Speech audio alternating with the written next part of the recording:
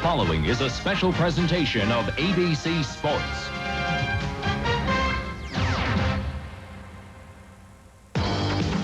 These are the eyes of Mario Andretti, Indianapolis 500 champion.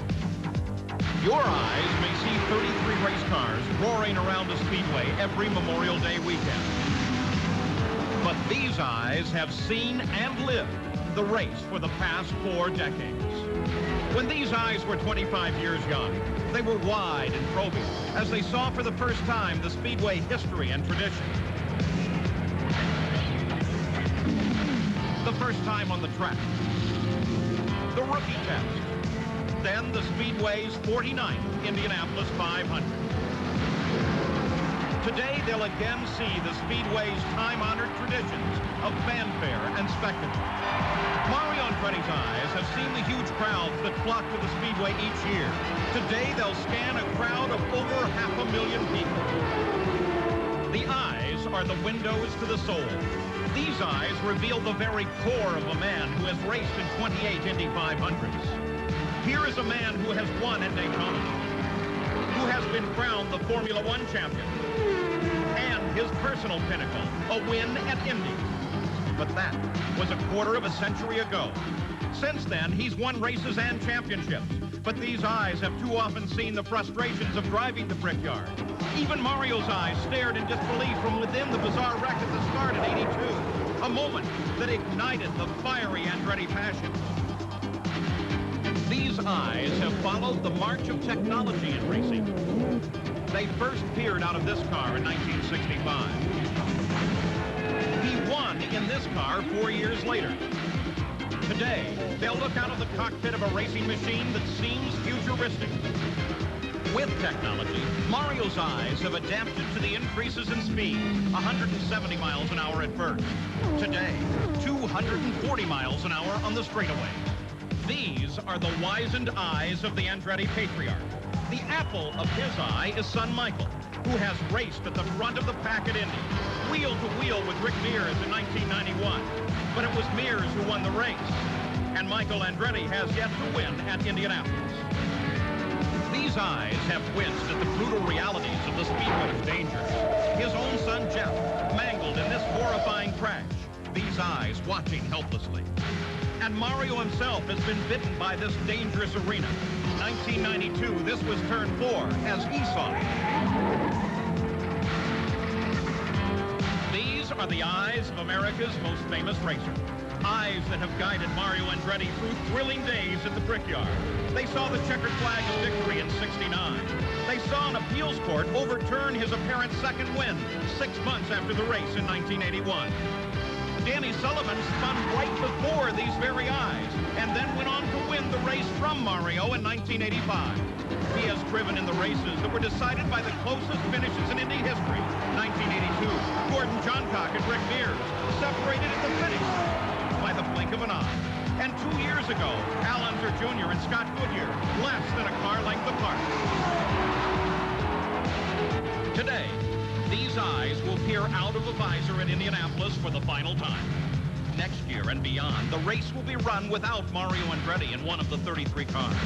These eyes will be outside, looking in. And although these eyes remain fierce and proud, these eyes may shed tears at the end of his final Indy. Mario has lived to race, to drive the Indianapolis 500. For it will always be the greatest spectacle in racing in the eyes of Mario Andretti.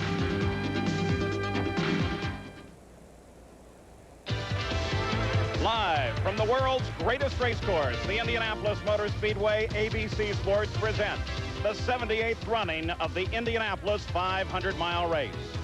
It's an enormous crowd, the largest single-day crowd in sports that since 5 o'clock this morning has been filling the world's largest stadium.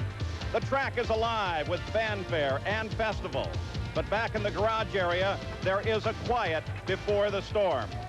Mario Andretti's eyes are 54 years old now. They have witnessed so much change. Mario watched Andy Granatelli bring the turbine-powered cars here in '67 and '68, only to fail in the last laps. Will he witness something similar today with that new Mercedes-Benz engine? How will the new power plants perform in the hands of Roger Penske's drivers, Paul Tracy, Emerson Fittipaldi, who starts outside the front row, and the pole sitter, Al Unser Jr.? Paul, there's more than a new engine for Al Unser Jr. this year. The retirement of his father earlier this month has firmly planted the Unser Indianapolis 500 racing legacy upon this man's shoulders. He doesn't seem to be too concerned about it as he rests in his motorhome. In fact, he says he won't go to the garage area for another 10 minutes.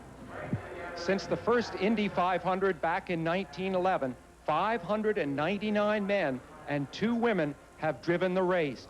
One of those women is running today, Lynn St. James. She had a massage last night, slept well, has been reading letters from well-wishers. It's her 3rd Indy, and she's ready. Within the hour, 24-year-old rookie driver Brian Herta will start his first ever IndyCar race. At present, he appears remarkably relaxed, due primarily to comfort from his legendary car owner, A.J. Foyt. Bobby Rahal remembers all too vividly the bitter disappointment of 1993 when he was bumped from the field for the first time in his career. But the despair of '93 now forgotten, a giant sense of relief. Bobby Rahal stretches out, relaxes in the solitude of his garage, knowing that he has a great opportunity today, and he fully believes that they may come up with a stunning upset. Well, the focus here is now narrowing to the drivers and the cars. The machines are already in place. There are blue Indiana skies above. The weather is perfect. Welcome to Indianapolis. I'm Paul Page, and I can't remember a 500 that has generated so many questions. Can Roger Penske overcome the uncertainty of his new Mercedes-Benz engine and score his 10th Indy win? His drivers, Al Unser Jr., Emerson Fittipaldi, and Paul Tracy, have had the fastest straightaway speeds this month. Will one of the 9 first-time drivers, one of the most experienced rookie groups ever, duplicate the last rookie win here, Graham Hill, in 1966? Lynn St. James starts from the 2nd row. 3 times wins have come from her starting position. 15 of the drivers are foreign-born, nearly half of the field. And then there is Mario. At age 54, he's the oldest driver, 20 years older than the average age in the starting field. But in the final practice, he was fastest by nearly a mile an hour. Now, to help you pick a winner, we've broken the field down into groups based on their track records. The drivers who would be happy just finishing, the rookie class, the new breed ready to win, and the champions. Here are the champions in the 500, proven winners. They have the equipment, and they know the way to the checkered flag. The dean of winners is Mario Andretti, who starts 9th. In his career, he scored 52 wins, the most of any active driver. The car that he drives today is a quantum leap from his '69 winner. There is an extra incentive to win today. This is his final 500. His goodbye is part of a tour called Arrivederci Mario. For Bobby Rahal, a long month of May. He was bumped from the field and requalified in a car he obtained from Roger Penske. In '86, he drove for Jim Truman, who passed away several days after the race. Bobby is the co-owner of the car he drives. Last year's pole sitter and 2nd place finisher Arie Luyendyk starts this year's race from the center of the 3rd row. He drives with a new team, Indy Regency Racing. He won here in 1990. Starting outside row 1, Emerson Fittipaldi attempts to become the first man since Al Unser 23 years ago to win back-to-back Indy 500s. In '89, he clashed with Unser's son with 2 laps to go. That confrontation sent little Al to the sidelines and Emo to the Speedway's first $1 million win and a cold drink of milk in victory lane. Last year's victory was less dramatic until he drank orange juice in winner's circle. Al Unser Jr. hopes to use his Mercedes-powered Penske to win his 2nd 500. He won the first 2 years ago. It was the closest finish ever. 2 weeks ago, Little Al became the fastest qualifier in the field, taking his first Indianapolis pole to the delight of his dad and his car owner, Roger Penske. Big Al's likeness appears 4 times on the Borg-Warner Trophy. Little Al's just once. But Grandpa and Dad are already preparing a face for the next century, Mini Al. With the retirement this month of greats like Johnny Rutherford and Al Unser, these 5 former winners account for only 6 previous wins. And young Al Unser Jr. is giving some suggestions to his father, the older Al Unser Jr. But, Al, what would a 2nd victory today mean to you? Well, you know, it'd mean everything to us. You know, this is what we live for, is the Indy 500, and And now I'm with the best team out there with the Marlboro Team Penske, and so we're just we're waiting for the time to go by to get dressed and go out there and have a good, safe race is what's important. Let's check in with Gary Gerald. Well, Jack, Mario Andretti has just gotten changed into his driver's uniform. Mario, we're all curious. Are the emotions any different now as you get ready for your 29th and final opportunity to win this race at Indy? Well, yes, they are different to some degree, of course. Seems like I'm getting a little more attention, and which is, I think, very nice. But as far as approaching the race and everything else, the same basic anxieties and the same basic goals. You know, you just go in there and hope for a great result and come away, as I say, happy. I'll tell you what, one of the great ambassadors of all time, getting ready for this final attempt. We wish you well. We go to Jerry Punch.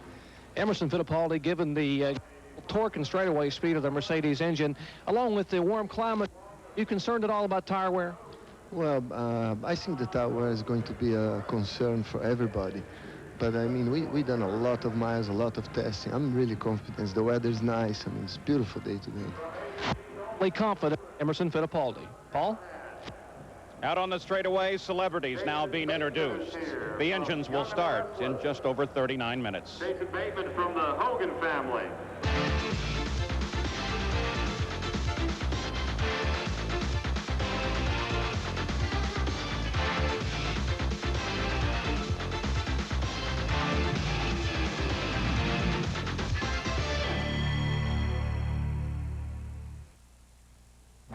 The 78th Indianapolis 500.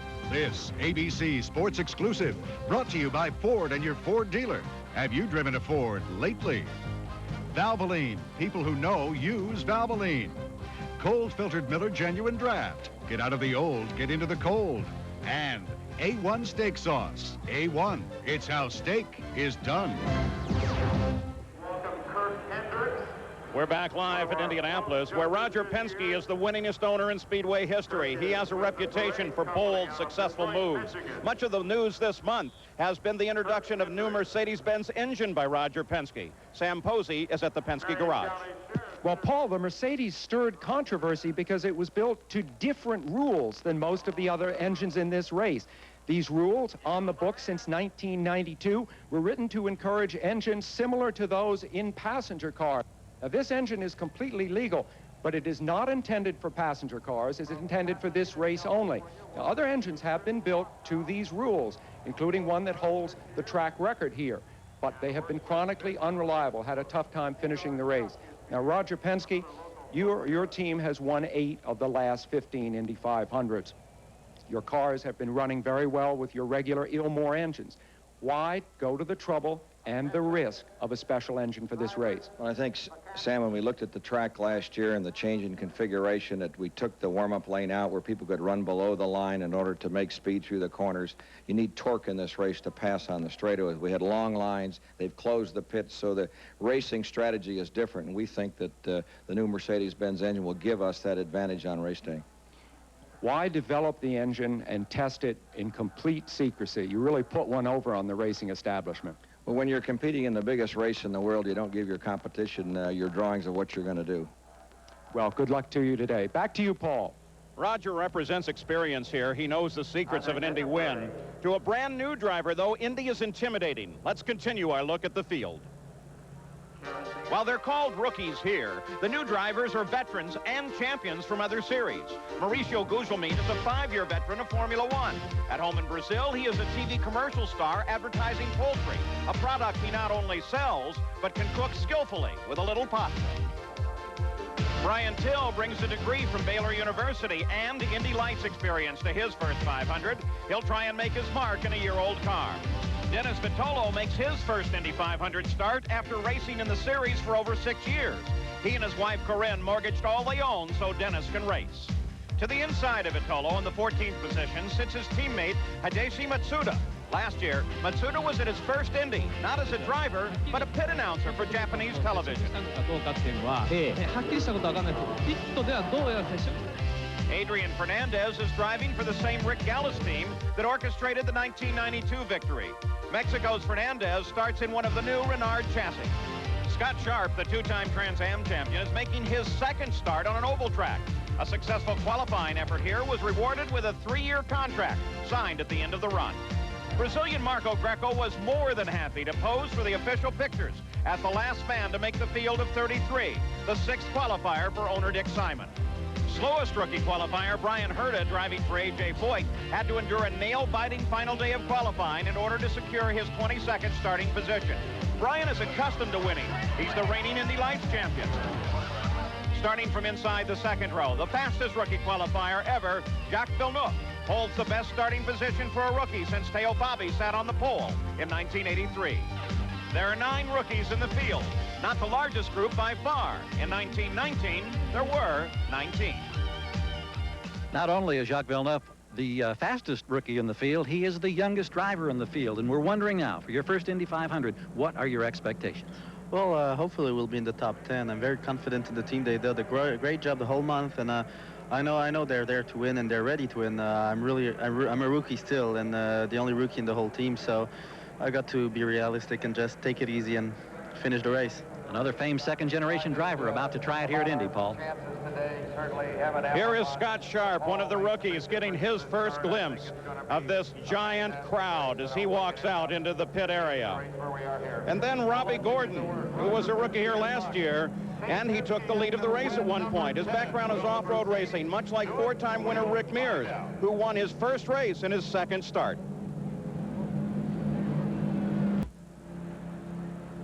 In 1985, Danny Sullivan won here after his famous spin in front of Mario. For the past 10 years, he's watched from the cockpit. Today, he'll watch from a tower high over turn 4. He joins us as part of our broadcast team, so we welcome you, Danny Sullivan. Thank you, Paul. Back in the garage area, there's 33 very nervous drivers, and they all handle it differently. Some of the guys, they have to go to the restroom a lot. Some of them are pacing, and a few of them are even taking naps. Now imagine that they have only driven the car one time in the last week. That was on Thursday. They're going to go out, do 3 warm-up laps, and then they're going to go for the green in the greatest spectacle on earth. That's like comparing it to going to the U.S. Open, having 1 day of practice 3 days ago, taking 3 practice swings, and teeing it up. Well, as Danny Sullivan suggests, to start the 500 is the top line in many drivers' portfolios. Keeping that in mind, let's continue our look at the starting field. 10 drivers have limited success in IndyCars. To be a starter here is a personal victory. Roberto Guerrero starts in the same car in which he set the 1- and 4-lap records back in 1992. A miscue in the pits cost him a victory in the 87 race, but he still finished second. Just 4 months later, a testing crash almost ended his life.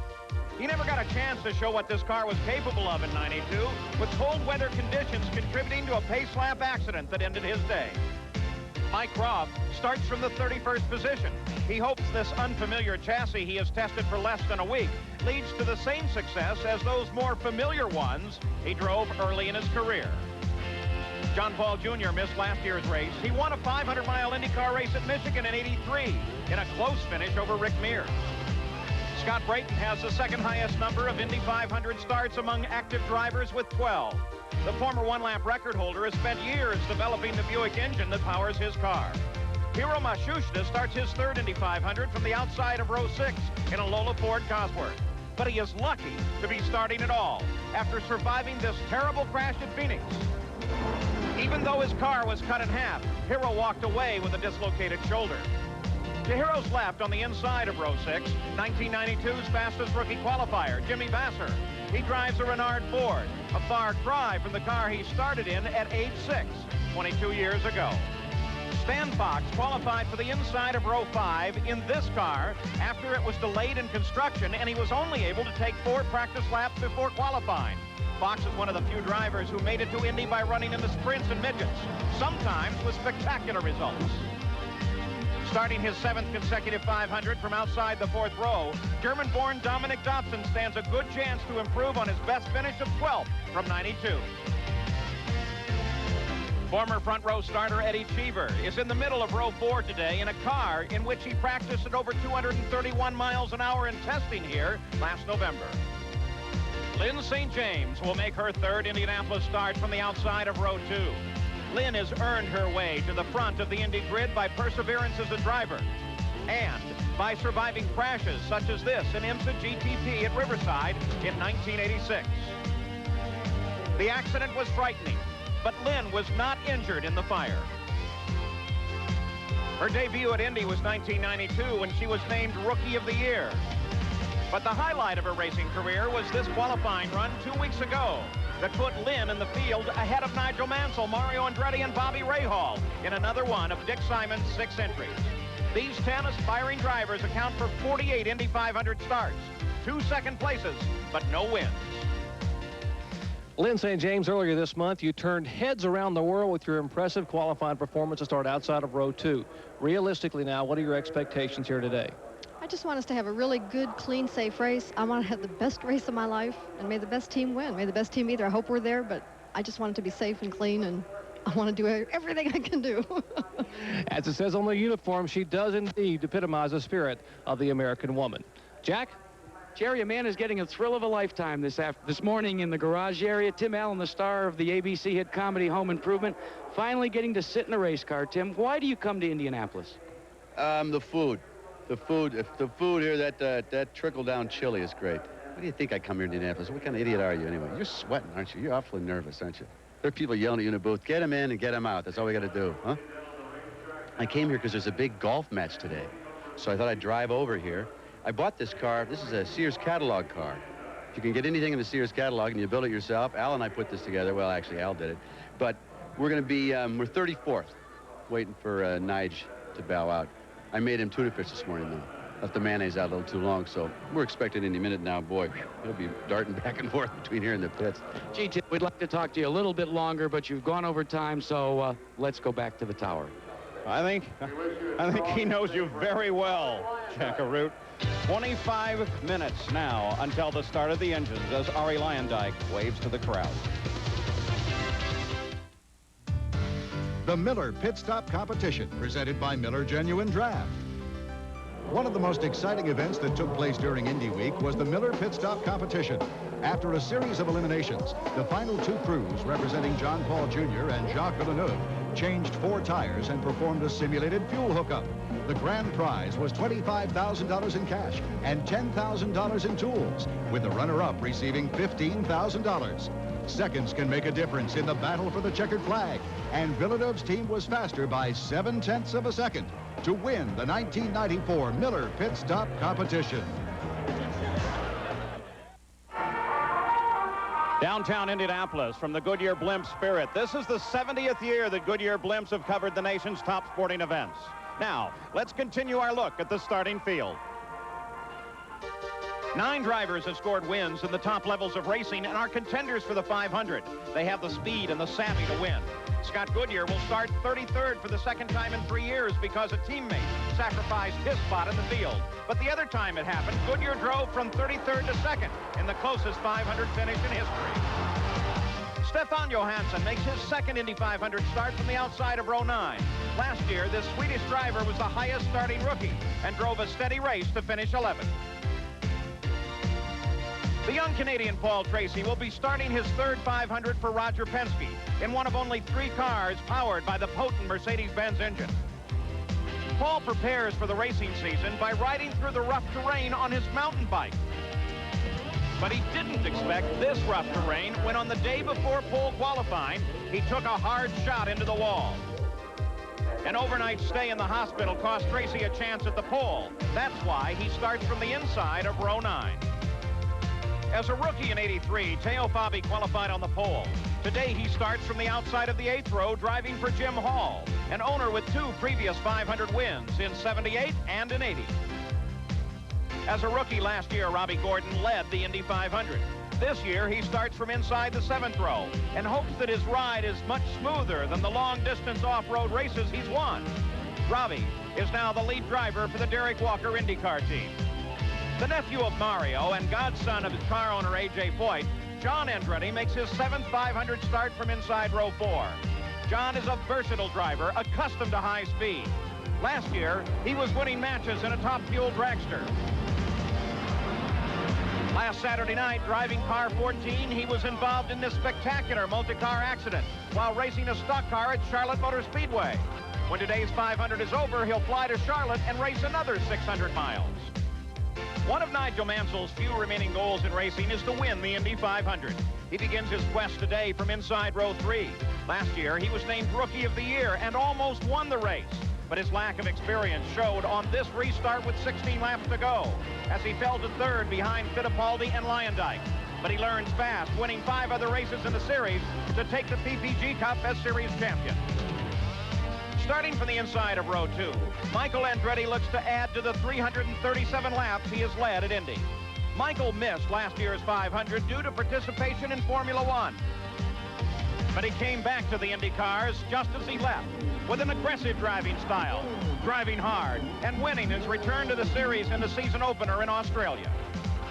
Raul Boesel firmly believed that the Indy 500 was taken away from him last year because of 2 penalties assessed during the race. This year, he looks to avenge that loss from the middle of the front row. At his American home in Miami, he plays basketball with his son, Raul Jr. In his homeland of Brazil, he is an accomplished show horse jumper. These 9 have proven their skills everywhere but Indy, and each feels today that could change. Well, Raul, 2 stop-and-go penalties in last year's race. You say that cost you the Indy 500. When do you put all that on the shelf? Well, I think already last year I have a big support from the fans. You can see it, and this is a big motivation for me, and that was put behind, and let's see what we can do this year. Good luck today. Let's check in with Gary Gerald. Gary? Still back in the garage area, Nigel Mansell. Nigel, the lessons learned last year as a rookie, how will it help you in this race today? To say hello to my children first, Chloe, Leo, and Greg, and hi, Mum. Yeah, I mean, I'm more comfortable. I haven't got any pain in my back this year, and you know, a lot of experience underneath the belt, and I'm very comfortable with that. And we must ask you, because the whole world wants to know, are you planning to go back to Formula One after Indianapolis? I beg your pardon? I think that says an awful lot. A loud volume from Nigel Mansell. Let's go to Jerry Punch. Michael Andretti, after a year's absence, what would it mean for you to win today in your dad's final 500? Well, obviously it'd be really special, and you know, I know if Dad can't win it, he'd want me to do it, and you know, if we could do that, that would be a huge moment. One of the pre-race favorites, Michael Andretti. Paul? Paul Tracy heads out to the pit area, ready to start in the Indy 500. We'll be back.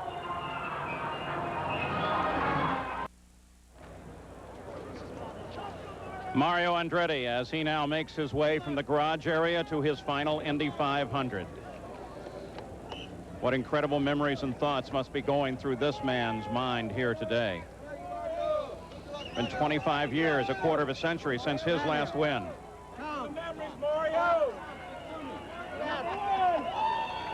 And the fans still love him. Around the globe, the name Andretti is racing.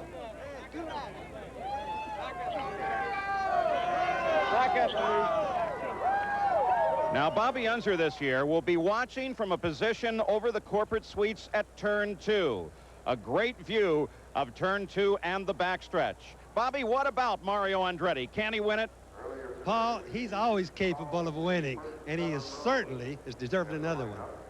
What do you think of the of what happens in a driver's mind? What goes on when you arrive here at a track, Bobby? Well, you know, for example, the first thing I used to do when I came here is look at the clouds and the wind and the sun. For example, if the sun shines on the track, it heats up the surface and the rubber from the tires, making it very slippery. And often when you hear the drivers complaining on television that the track is slippery, this is what it means. Bobby, how does the heat affect the cars themselves? Well, if it's hot, they'll be instructed, the drivers, to turn up the fuel consumption, which to help cool the engines. Now, this could cause some fuel mileage problems, and especially for the fast cars. So, Bobby, how do you think the Mercedes-Benz will do?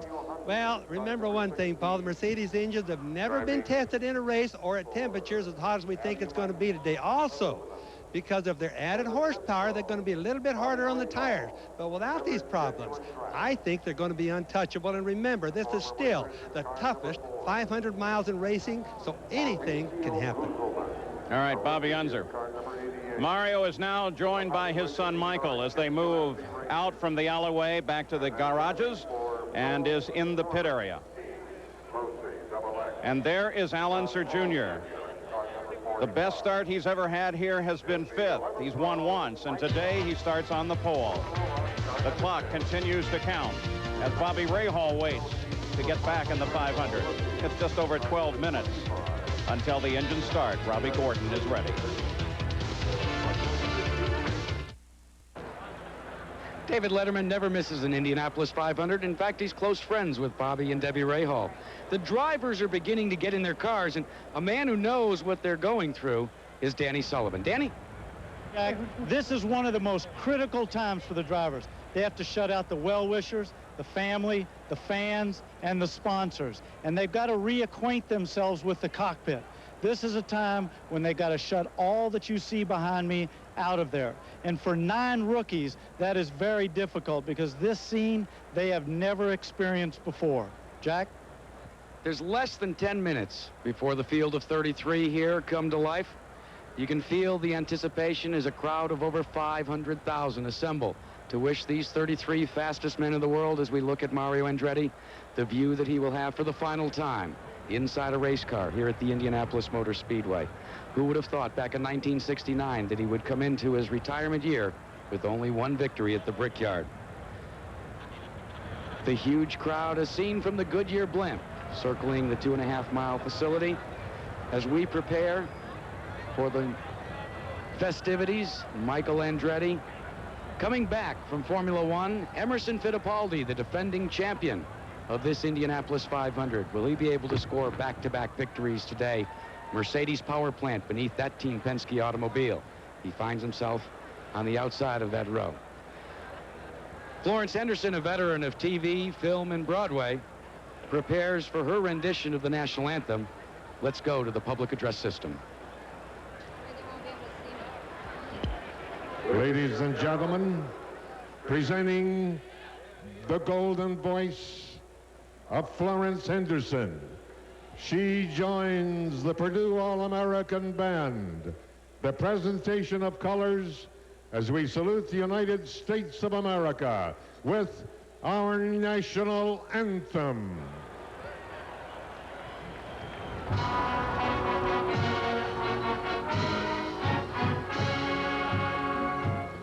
Oh, say, can you see by the dawn's early light what so proudly we hailed at the twilight's last gleaming, whose broad stripes and bright stars through the perilous fight o'er the ramparts we watched were so gallantly streaming, and the rocket's red glare, the bombs bursting in air, gave proof through the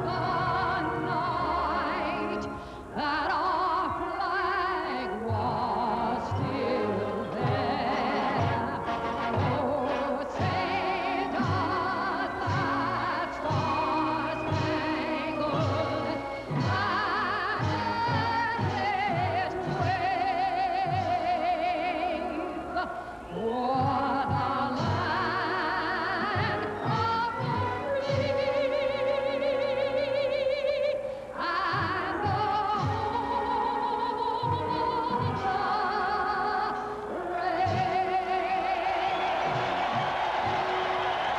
The full-speed Quittons were minutes away from the command to start engines. We'll return after this message and a word from our ABC stations.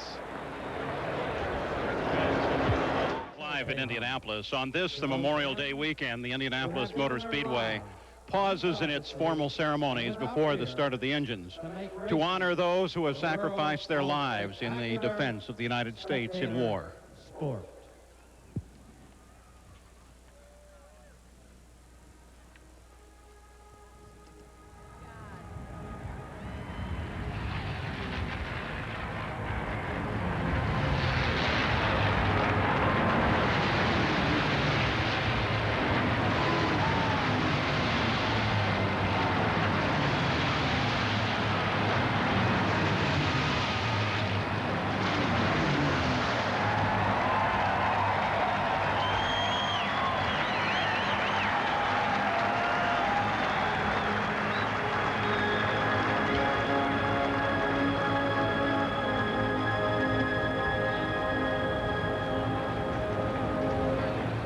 50 years ago, 1944, the P-51 Mustang destroyed the German Air Force in the skies over Europe.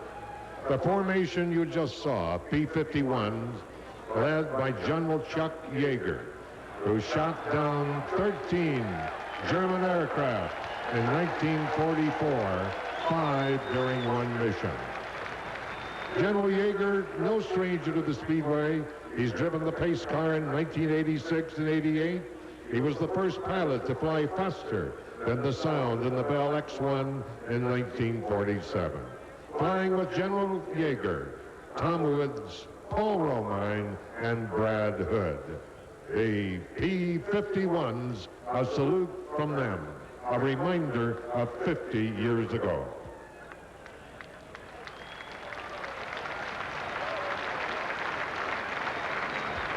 Race fans, on this day, we gather together with friends and family from around the world. It's so nice to be back home again in Indiana. Please welcome our dear friend, Jim Neighbors.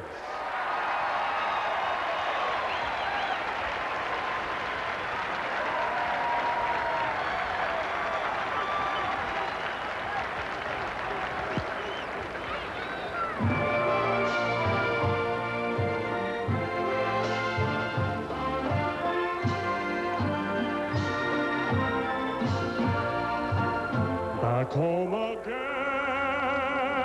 in Indiana, and it seems that I can see the gleaming candlelight still burning bright through the sycamores for me. The new mown hay its fragrance through the fields I used to roam. When I dream about the moonlight on the water, how I long for my Indiana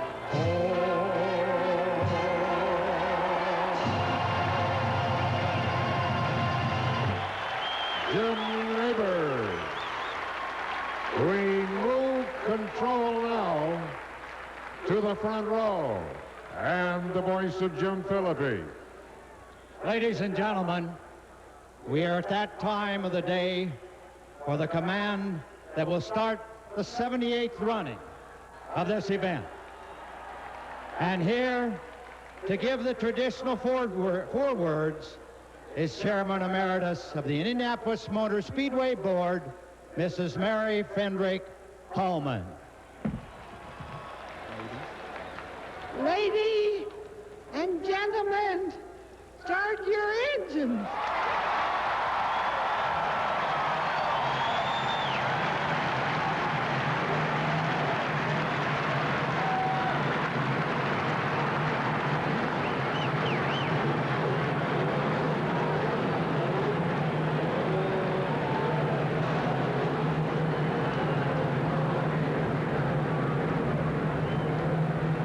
The waiting has come to an end. The engines are started on the straightaway at Indianapolis. The crews with one final check.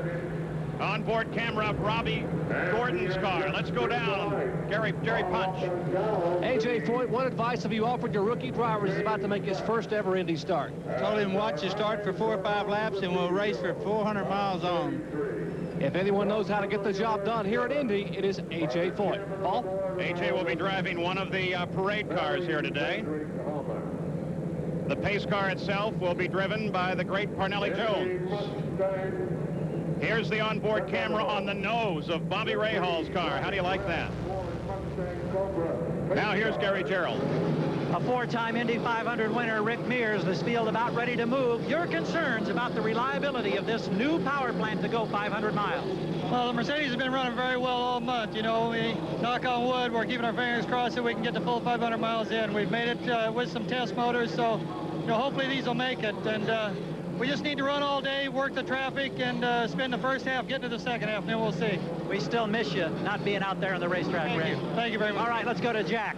As the cars pull away, Dick Simon, you've got 6 cars in the field. Where are you going to work in which pit today? Well, I'll be down in the Duracell pit and J.C. Penney's for Lynn, and actually up and down like crazy. We're just really proud to have 6 cars in the show. It's the greatest show in the world. Did you tell Raul anything about the first lap? Who's going to lead it? I told him not to back off at all, because all month the Mercedes have been going slow through the corner. Well, all right, one car with a problem. John Andretti.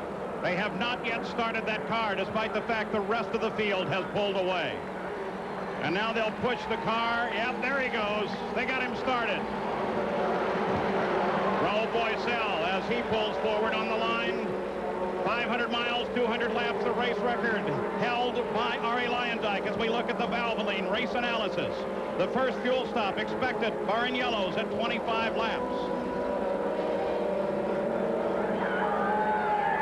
Field on the backstretch. The weather here today, the track temperature up to 112 degrees, but it should be one magnificently beautiful day here in Indianapolis. Not a cloud in the sky. Here's Jack Arute. Well, Paul, there's been major changes on pit road. First of all, the signaling area that was once 11 feet, it's narrowed down to 5 feet. A new concrete retaining barrier on the outside to brand new asphalt lanes of racing on pit road. Then the concrete where the cars will be serviced. That resulted in an additional 6 feet for the crews. The crews have a brand new toy as well. They'll be able to keep up to date on the standings and the lap speeds with this handheld video pager. We have in-car cameras all over the place. This one looking over the right-hand shoulder of Nigel Mansell, hoping not to make the rookie mistakes of last year. On Michael Andretti's car, look at this. Is this a great new angle? In this field, an assortment of chassis led by Lola. Renard with 7, the 93 Lola 6.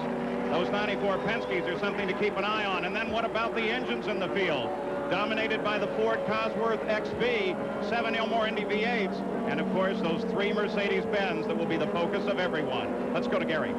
Paul, so much has been said, of course, about this controversial Mercedes-Benz power plant, new to this race, new to IndyCar racing. A couple of significant questions still unanswered. Will fuel consumption problems become a concern as this day evolves? And secondly, does it have that reliability, the durability to go 500 miles under race conditions? Now, the 3 Penske drivers think they've answered that emphatically with more than 7,000 miles of testing this month with that new engine. But there are 30 other drivers and teams that really want to know if their fears of a Mercedes dominance have been justified. On board with Mario Andretti's car in his last Indianapolis 500 as he drives his Arrivederci Tour. And Raul Boisel over his right shoulder, the pace car just ahead. Let's go to Jerry Punch. All success in motorsports requires commitment and sacrifice, and no one understands that better than rookie Dennis Vitolo and wife Corrine, who have mortgaged their lives and to some extent their future to be here today.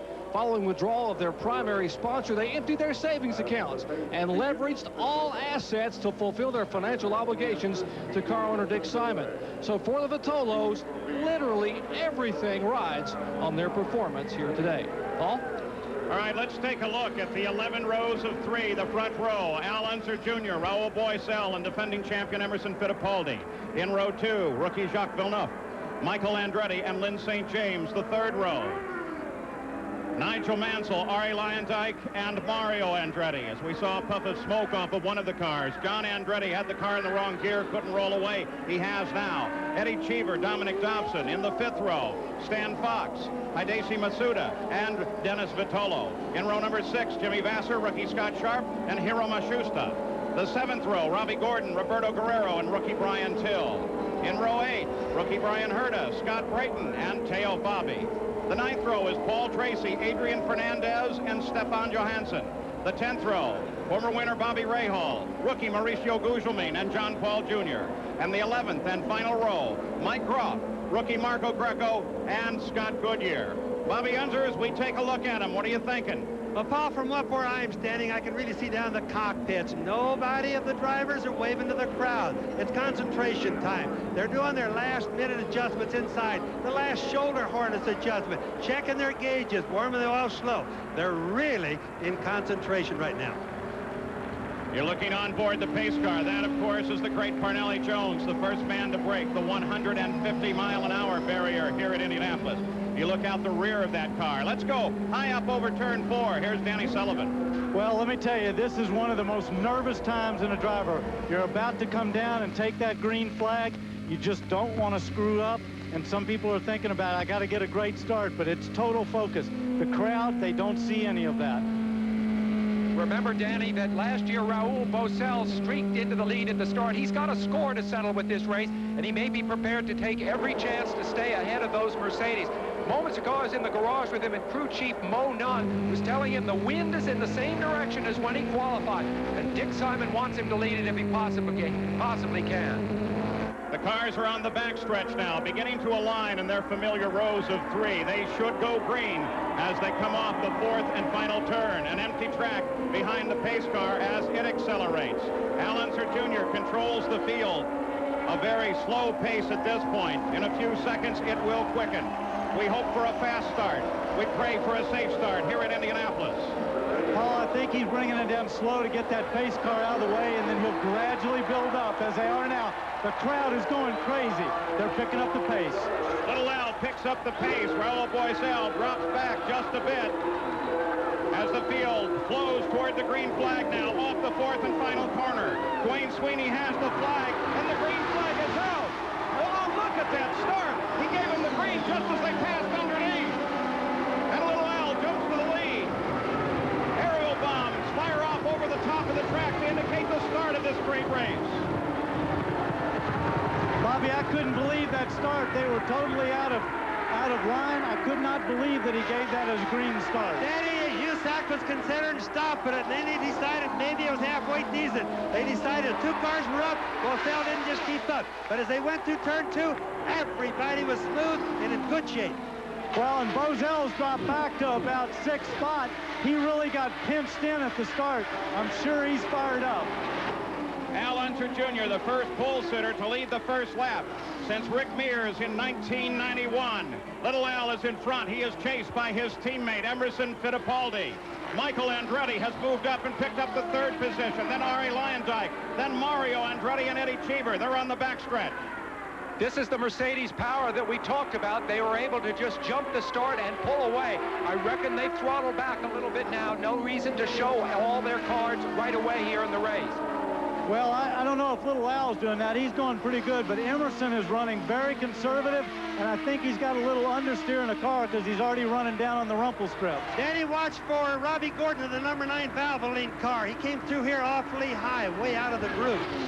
The first lap run at an average of 206 miles an hour. There are the track speeds, front, backstretch, and in the turns. Ordinarily, the Penske team would run each man for himself. This is a special case, and we may see some tactics by the Penske team today. Al Unser, Big Al, as he watches his son lead the Indianapolis 500 from Mario Andretti's car. As the field strings out now, they've into single file. No one in contest at this moment, though it's still very tight at the front of the field. There's Mario closing on Arie Luyendyk. Arie currently sits in 4th. Arie's doing a tremendous job. You know, he hasn't been that fast all month, but here's a guy that drives very, very well at the Indianapolis Motor Speedway. Let's take a look at a replay of this start. Now, watch the car that's in the middle of the front row. That's Raul Boesel. The minute he's pinched in and has to get out of the power, 2 things happen. He loses his speed, and he hits the turbulence from the cars right in front of him. Well, Boesel, who'd hoped for such a good start, really moved backwards suddenly. Actually, Sam, what he's trying to do...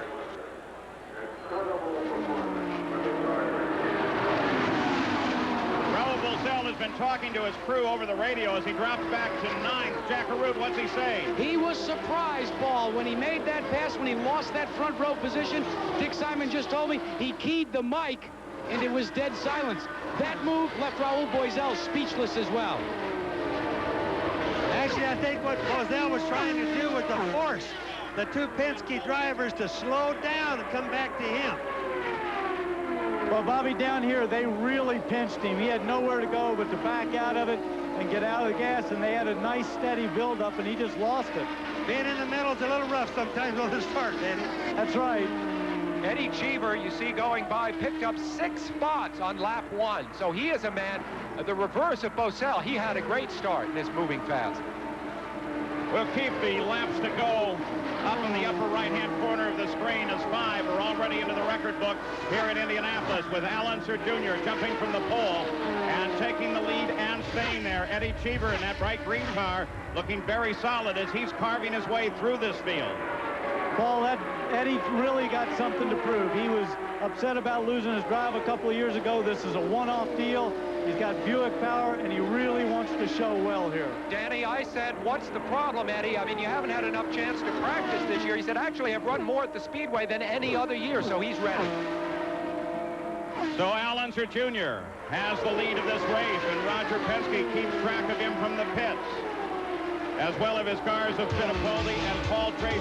Paul Tracy has moved up to 21st position since the start. We've got a yellow. We've got a yellow. Dennis Vitolo running slow there. And something on his nose of his car, how hard to tell what it is. Looks just like a stream of paper or tape.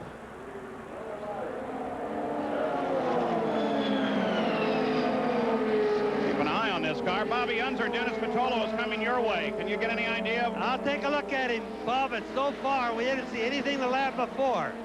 And as he comes through here, we really don't see any problems. He had a quick spin up here in turn 4. Okay, so Danny Sullivan reports Dennis Vitolo with just a quick spin. Danny, I would suspect that he didn't touch anything at all from the condition of the car. I didn't see him touch anything. I just saw the end of it and see the little spin marks right there. All right, let's take a look. We'll see it. Watching for the red car of Vitolo, and there it is. Quick spin and back pointed straight. That's enough to bring out the yellow. Here's another angle of it. Oh, beautiful spin. That's a Danny Sullivan style spin, but by a man with much less experience. Dennis Vitolo, a rookie who put all his life savings into this race and nearly had him wiped out there. Well, Sam, he was very, very lucky. It's very seldom that somebody can spin and keep going that good. Bobby, one of the things that I noticed in watching this tape is he was really trying to pinch the car down very low. His skid started back a little ways, but very low on the track. And Teo Fabi had a real scare when Vitolo spun in front of him. There's Dennis's wife, Corinne. But he is back in the action. We'll be back. Back in Indianapolis, the green flag has just come out. That's Mario Andretti continues to keep at the back end of Ari Luyendyk in an ongoing battle for 4th place as they come back to green flag racing. Al Unser Jr. is still the leader, followed by Fittipaldi and then Michael Andretti. We focus on this battle for 4th. I don't know if you noticed that, Paul, but when he got in there pretty tight on Ari, he lost the front end a little bit. I don't know if he can get right up underneath him because the air is taken away from the front and it washes it out. All right, let's go to the pits. Jerry Punch. With all they've mortgaged to get here, Corinne Vitolo nearly lost her future, realizing her husband had just spun up out of turn 4. Now, what he said happened was he was trying to move beneath the car, got down on the rumble strips, and apparently lost it. He's reported the car is okay, his heartbeat coming back down, and he should be fine to continue. Let's check in the pits with Gary Gerald. Quick report from Nigel Mansell's pit. Apparently at the same time, Villeneuve, who was in front of him, kicked up some debris. The debris hit Mansell in the helmet above the face shield. No damage done, a scare, but he's okay. Now back at race pace. It's not atypical for Mansell to lie back a little bit in the early stages, particularly of an oval race like this. Does not mean he's running a little wide there, but it does not mean he's uncompetitive. We'll see him make a move, I am confident, soon. Just ahead of Mansell there is the best battle on the track. Luyendyk, Mario Andretti now joined by Eddie Cheever. You got a glimpse of Raul Boesel, who is sitting just back behind Nigel Mansell. It's incredible the way Ari Luyendyk comes alive for the Indy 500. He's won here, he's been second, he's had the pole position. He's really driving for a team now with less experience than the team should be doing this well. And one of the reasons for that is that he just doesn't feel the pressure here the way some of the others do. But I think something we're also seeing here, he's making a move right there. He seems to be the only car that seems to be able to get underneath the other car in front of him. I think they're all having turbulence problems, and the track is very hot. You know, what's interesting down here in turn 2, Paul, is the different personality in the driving that we're already seeing. Some of the cars, for example, are clear down, almost touching the grass.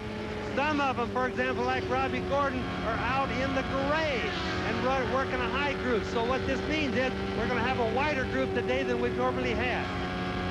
You look back from Mario Andretti's car as he just flew underneath. The Bobby Unser is now on the long backstretch, continuing his pursuit of Arie Luyendyk, who is 9 seconds behind the leader of the race, Al Unser Jr.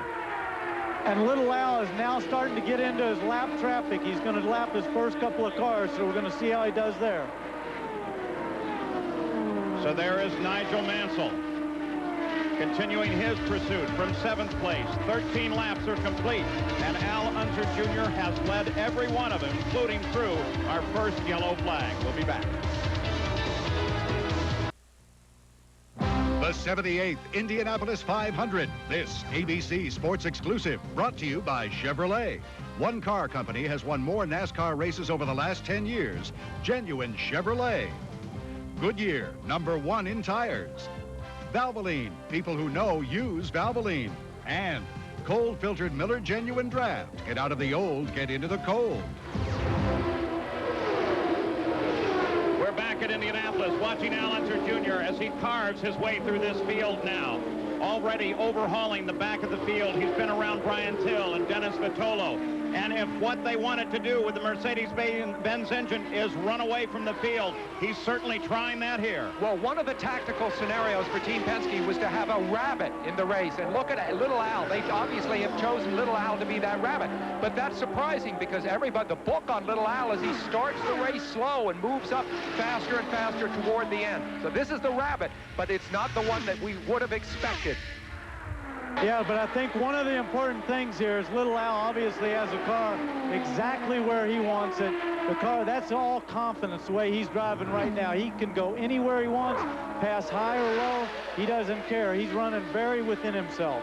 That last car that he ducked by was Brian Herta driving A.J. Foyt's car. So Al Unser Jr. running away with this race. So the Mercedes-Benz engine, the big question of the day. For the time being, it has been answered. These are the answers that were expected.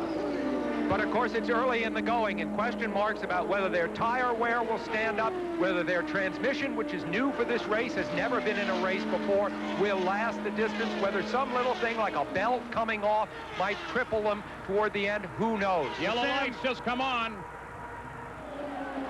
And it's Roberto Guerrero.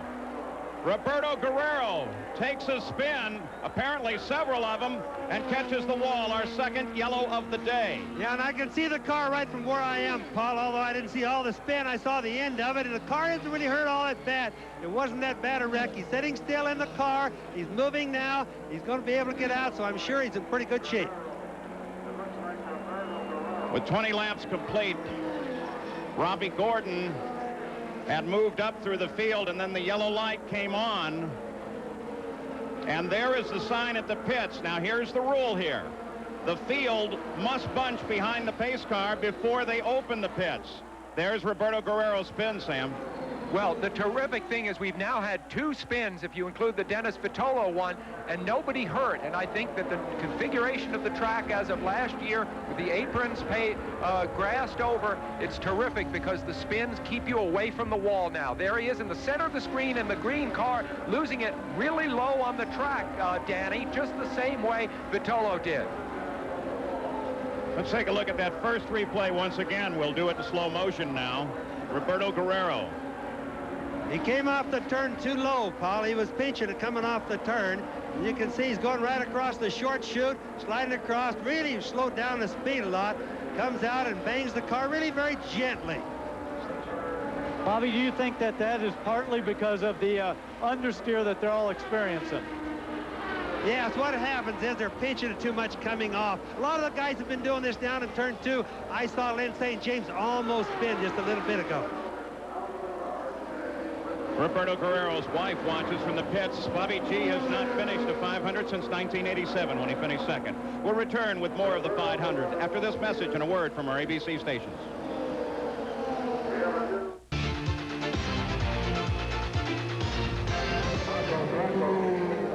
We're back live in Indianapolis where everyone headed for the pits, but Mario Andretti is still there, Gary. Yeah, Paul, they've taken off the bodywork. They've gone to work on the electronics in the right side pod. They tell us that the problem was the car would not idle when they came in under yellow for that pit stop. What a horrendous thing to happen on the first stop of the race for this man in his final drive at Indy. And we understand Paul Tracy is in the pits. Now, Paul Tracy, a little bit further north in the pit area. When he came in, he stalled. That's one of the Mercedes-Benz engines, but also Al Unser Jr., the leader of the race.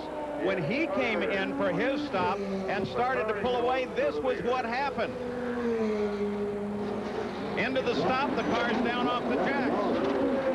But Paul, you know, it's not uncommon for top drivers to have problems in the pits. Last year, Mansell overshot his pit. Fittipaldi stopped at the wrong pit. Mario went into the pits too soon. Bosell passed another car. So this is not uncommon. And Sam, the problem there was that Little Al was being just a little bit too conservative, trying to take care of the transmission and the clutch. And sometimes you do that. You know, he's got a lead, he's got an edge, trying to take care of it, therefore a mistake happens.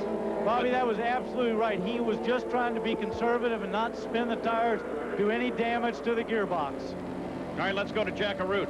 Well, Bobby Unser is absolutely right. There may have been a problem, just pre-race jitters. Remember what Danny Sullivan said, the fact that it's like teeing up for the U.S. Open. They haven't practiced any pit stops for quite some time. Now, there's a pit board across that signals to Al Unser Jr. The Penske radios are scrambled.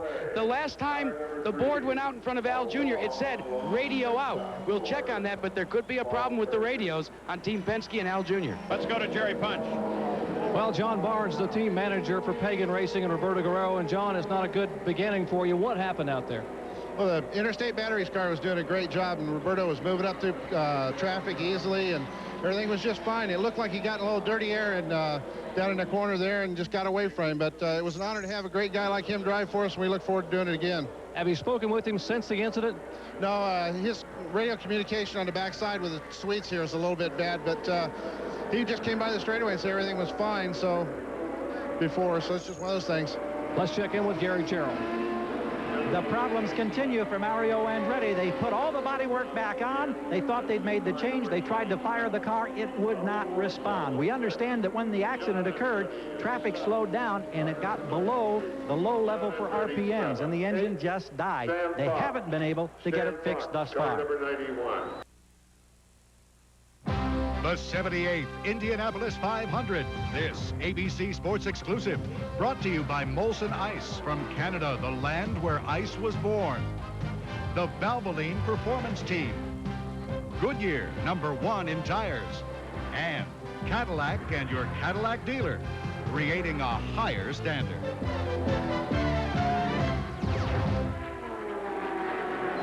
We've just come back to green flag racing in Indianapolis. Emerson Fittipaldi leading the field after Al Unser Jr. spent an extra 11 seconds in the pits due to a stalled engine. It dropped him down to third.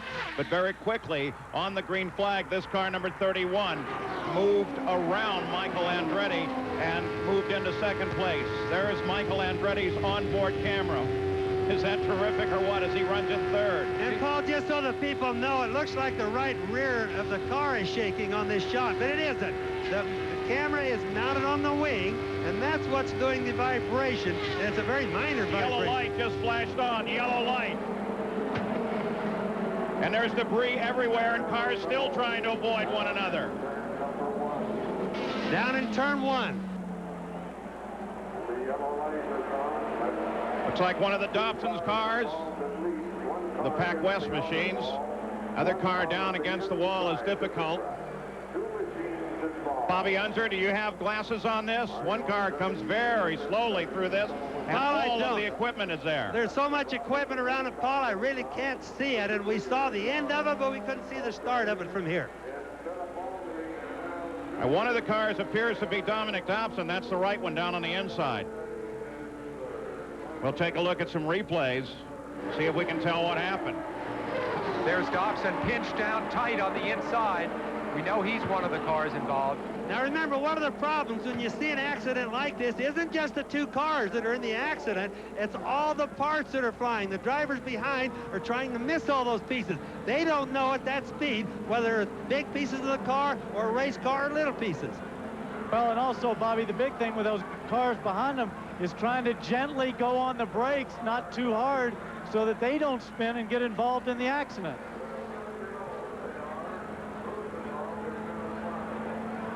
There it is again. Mike Groff is the other car. Mike Groff, the other car. Look at that from the apex cam. We'll take a look at one more angle. Now this is a problem. You can watch. Yeah, you can watch that what happened there is two guys tried to get in the same position. Two cars just joined, and the car on the inside really couldn't do much about it. The guy on the outside that comes down the guy on the inside, you can't do much. There's a right rear tire on the 40 car. Look at that. That's Scott Goodyear, who started 33rd, and he's in trouble. Hopefully that rubber will not beat any damage into the back of the car, but it looks like it already has. So we're under yellow again here at Indianapolis with 30 laps complete. Back at Indianapolis, they try to get the cars off of the race course. At the 17 car of Dominic Dobson, the crews here from the United States Auto Club have very carefully extricated Dominic Dobson from the car. He is on the stretcher. Now let's take a look at this situation from the teammate of Mike Groff, Bobby Rahal. Danny Sullivan, what's happening here? Well, of course, the accident's occurred in front of him. He's trying to slow. He looks at all the debris. The car's slowing. Makes a great move across the grass onto the lane and safely out of there. Here's another view of the same thing. Bobby Unser. Yes, and you can see Groff coming down. He wants to go to the bottom.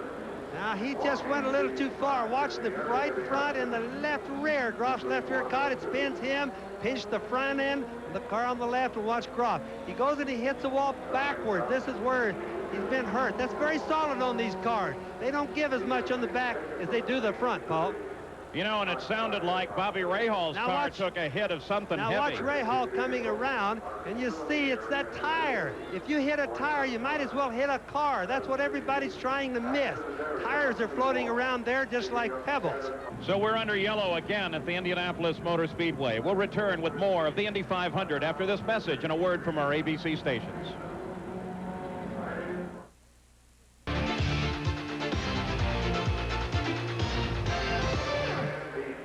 Mario Andretti has just climbed out of the cockpit after setting in abject frustration. Now on the wall, the helmet off. Mario, this crowd responding to all your years, and I know that this has to be as bitter a disappointment as maybe you've ever had at this great race plant. Yeah, it is. I don't know why things happen like this. It seems like just weird things are happening to me very early, and you know, it's obviously disappointing. You know, I think you know, we're doing all right. We're running okay. I felt very comfortable.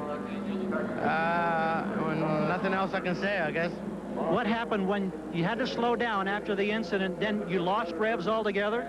When yellow came out, when I backed off, it blew out the pressure relief valve, the way I understand, inside the engine, inside the plenum, and they thought they could fix it, but it's an internal piece, and that's it. Because I noticed as soon as I backed off on the back straightaway, when I'm trying to get back up to speed, the thing was just, you know, was just not picking up the rev. So coming in, I couldn't keep the engine running. So I just, one of those things. Just. Mario, how hard will it be to leave Indianapolis as a competitor? Well, it's hard, but you know, Michael is out there and John are out there, and I'll be rooting for him. So. You know, if I can win it, I hope they have many. And we'll see you next week at Milwaukee. You bet. Mario is out, his car being pushed back into Gasoline Alley. Now, Lynn St. James was also a victim in this most recent incident. She had suspension problems on the left front of the car. The crew has been working feverishly. They hope that they can get it repaired. Lynn has stayed in the cockpit. Of course, she's lost a tremendous amount of time after her sensational qualifying effort to start in the second row. So a lot of disappointment early at Indianapolis, Paul. There's the Valvoline running order. Emerson Fittipaldi is leading the field back to green flag with his teammate Al Unser Jr. in second and Michael Andretti in third. That's where the battle will focus as we head back toward green. The incidents have obscured the fact that so far in this race, the Mercedes engine Penske cars are really the dominant factor. We lost track of that because of the incidents, but look at them now. 1, 2, and about to pull away from Michael Andretti in the red car there in third. And Rails, you can get an idea from how they accelerated from Michael, how much more torque they have down at low RPM, because Mercedes just literally took off from the Cosworth. But boy, take a look at Eddie Cheever as he jumped around Michael and is tearing after the leaders now. And Michael may have a problem. That's the second car to scream past. Michael is having a problem. Michael's pulling the left over here. He's down, Paul. He's having a serious problem of some sort. And they're crowding up behind him as Michael Andretti faltered as they came back to the green flag. And he continues to falter as the field now streams past. Yeah, but that's more of a problem. Jack LaRoute, you have an update? Yes, Paul, he's radioed in. He has a flat tire. He's going to have to come on the pit road. Tough break for Andretti. And that's something you can't always feel when you're under the yellow. You don't. It happened while he was under the yellow, but you don't feel it till you get back up to speed. Yeah, and he had to make the whole lap in that trouble. So under green flag as we come back, our first lap of green flag racing on lap 41 after the accident involving Dobson and Groff. And Michael Andretti, apparently some problem with a tire. Paul, that means there's always a little bit of debris left that the officials just don't find when they clean up. And all it takes, these tires don't have tubes, takes a little tiny puncture. Watch for the field possibly to come by. This is a brutal break. He may go a lap down. Watch above him there. Here he's coming out. Now look over to the... No, he stalled it. Now the field is going to come by. He's going down a lap or more. Let's go to Jack. He stalled it once again, and they've got to refire. He lights up the new sets of tires. A man is very, very frustrated. Now he tries to catch the field, but you can see the rest of the field streaming past on the outside as in a desperate move to merely try and get back in on only one lap behind. Here goes Michael, and he's flying out past Bobby Unser. Yes, he is, Paul. He's looking all right. I come down the track, blends in. Ironically, we're getting a sign down here that says black flag for number 27. I don't know if that's bad for USAC, but we got to watch that. We'll keep an eye on that because 27, of course, is Eddie Cheever, who currently runs in third place. Well, and he's diving into the pits right now. It probably had something to do with the restart. Now, the report from the USAC officials is that car 27 and car 1 have both been black flagged for passing under the yellow. And Eddie Cheever is furious. That would be the pass that he put on Michael Andretti. The problem sometimes is the drivers anticipate the track is going to go green. Somebody in front of them is getting away, so they hurry a little bit too much. The officials don't always agree with the drivers, so that's the reason we have a stop and go penalty here with Eddie Cheever in the 27 car. Bobby, this would be really tough for Eddie, though, because remember, Michael was actually slowing with that tire problem. Yes, Sam, and he just moved into third place, and he's really been fast all day so far. And try this on precise. What that does to the field is puts Fittipaldi and Unser in front and John Andretti in third, 8 seconds behind the leader. Robbie Gordon started 19th. He's currently 6th. And Bobby Rahal started 28th. He currently runs 12th. Paul, I think also Robbie Gordon, Derek Walker did a great move. He was about to go a lap down, made a change in the car. It was not handling good, and he's been strong ever since. I've seen him actually make some passes around the outside going into turn 4. Unbelievable. Danny, Robbie Gordon is up to 6th, and he is charging. Robbie Gordon, Sam, and Paul have done a few gambles on no pit stop. And Derry Walker's team, they really understand this racing pretty good. They've tried to get caught back up. They got his car handling. He's been working different grooves than anybody else, as I told you earlier, and he's on the move. Remember, the Derek Walker we're talking about was the former crew chief for Roger Penske, so he's got some of the Penske magic. And Sam, don't forget that I was the guy that he was coaching in those days. He called my race in '85 that I won. Gary? Well, car 1, Nigel Mansell, currently runs in 4th place. The indication was that he had to respond to a black flag. He has not yet done so. See if we get a glimpse of it. The rumor mill would have Nigel Mansell offered $13 million and his car owner, Carl Haas, $21 million to make a return to Formula One racing to spice things up over there. You heard Gary Jarrell ask him if he was going. He declined to comment. The big numbers swirl around this man's future. You saw the black flag light there coming off of turn 2, the big number 1 telling Nigel Mansell he has to come in. Eddie Cheever has already come in. What's the attitude in the pits, Gary? Here's Larry Curry, who calls the shots for Cheever. What was the problem, and can you catch up? It's going to be tough to catch up. I think we can, but Michael Andretti had a problem. He came in the pits because he had a puncture. Eddie passed him when they went green because Michael knew he had a problem. So they penalized us for passing under the yellow. What are we supposed to do, pull over and stop? There you hear it from Larry Curry, and the black flag controversy is looming again at Indianapolis, Paul. But while we have suggested that the pass was on Michael Andretti, the officials report that the pass really occurred on car 5, and that's Raul Boisel. Remember last year it happened to Boisel, Paul, and now it's happening to Mansell and, of course, Eddie Cheever. You know, another thing, I notice all the cars as they come through turn 2 here, they're going a little bit slower. I think we're entering that point in the race where everything is a little bit slippery in the turn. I watch the guys that are more conservative running a little bit closer to the grass. And we have reconfirmed with the United States Auto Club officials that the black flag was for passing Raul Boisel, both Cheever and Nigel Mansell. It's interesting that Boisel is now benefiting from penalties to Cheever and Mansell. As you pointed out, Bobby, last year, of course, it was Boisel who had 2 penalties. We're past the 100-mile mark now. As back in the field, you're on board with Raul Boisel. Robbie Gordon is lined up just behind him. This is a battle for 4th place. You can almost watch his steering wheel as he goes through the corners, Paul, and he's really handling good. He's not pushing, and he's not loose. You can watch a good, steady amount of pressure. Watch when he rolls in to the turn here. Good, steady pressure on the hand. No quick corrections. Out close to the wall. Very smooth. Bobby, I talked to Raul right before the start of the race, and he said that he was happy. Everything was perfect. He had no problems, and he was looking for a good race.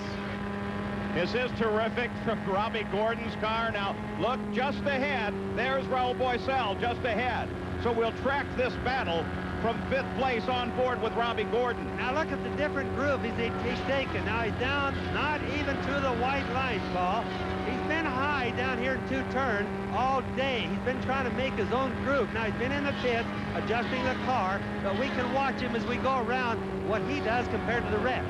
And you can see he is just edging closer and closer to him. Robbie Gordon, a young 25-year-old, drove for A.J. Foyt last year, made the switch to Derek Walker. He has matured a lot. He is willing to drive a tactical, somewhat conservative race, which he was not a year ago.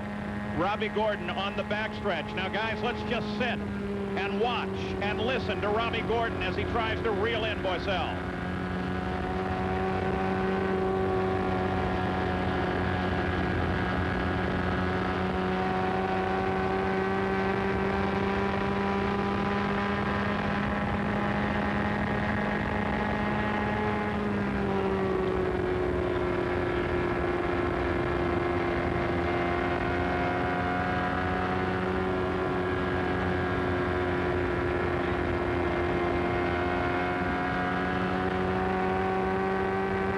He's inching closer and closer to Raul Boisel.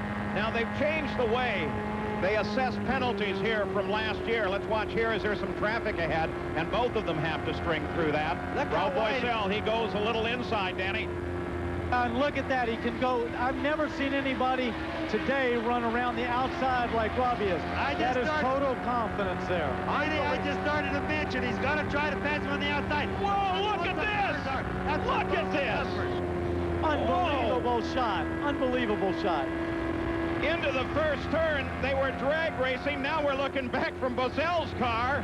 Whoa, what an unbelievable view. Gordon lost speed with that outside pass, and Boisel, he looked at it as if he'd been blown off, but he came back. Well, here is the Valvoline race summary for those of you entered in the Valvoline Indy 500 giveaway. The leader after 50 laps was Emerson Fittipaldi. Stay tuned for the results at the end of the race. Remember, we've had 3 cautions here today. Thus far, 6 cars are out of the race. There they are. You know, Paul, the first thing you think about when you watch Robbie going around Bozell on the outside is he really woke him up, because no driver would expect that at this time of the race. All right, now we were talking about how they're assessing the black flag penalties this year, Jackaroo. Well, Paul, what happened for Nigel Mansell is his infraction occurred under the yellow flag, but they will not assess penalties anymore under yellow flag conditions. So some 10 laps, 15 laps later, they brought Mansell in under green flag conditions to assess the penalty as Lynn St. James makes her way back out on the racetrack. But Mansell is extremely upset. It seems like the crew is trying to calm him down right now on the radio, because it was so long from when he had the infraction before they gave him the black flag stop and go. And of course, part of the reasoning there is the complaint last year was that if you assess a stop and go penalty under the yellow, well, it's really no penalty. Look at Gordon, and there's Boisel to the inside. Whoa! Now watch this. This is terrific.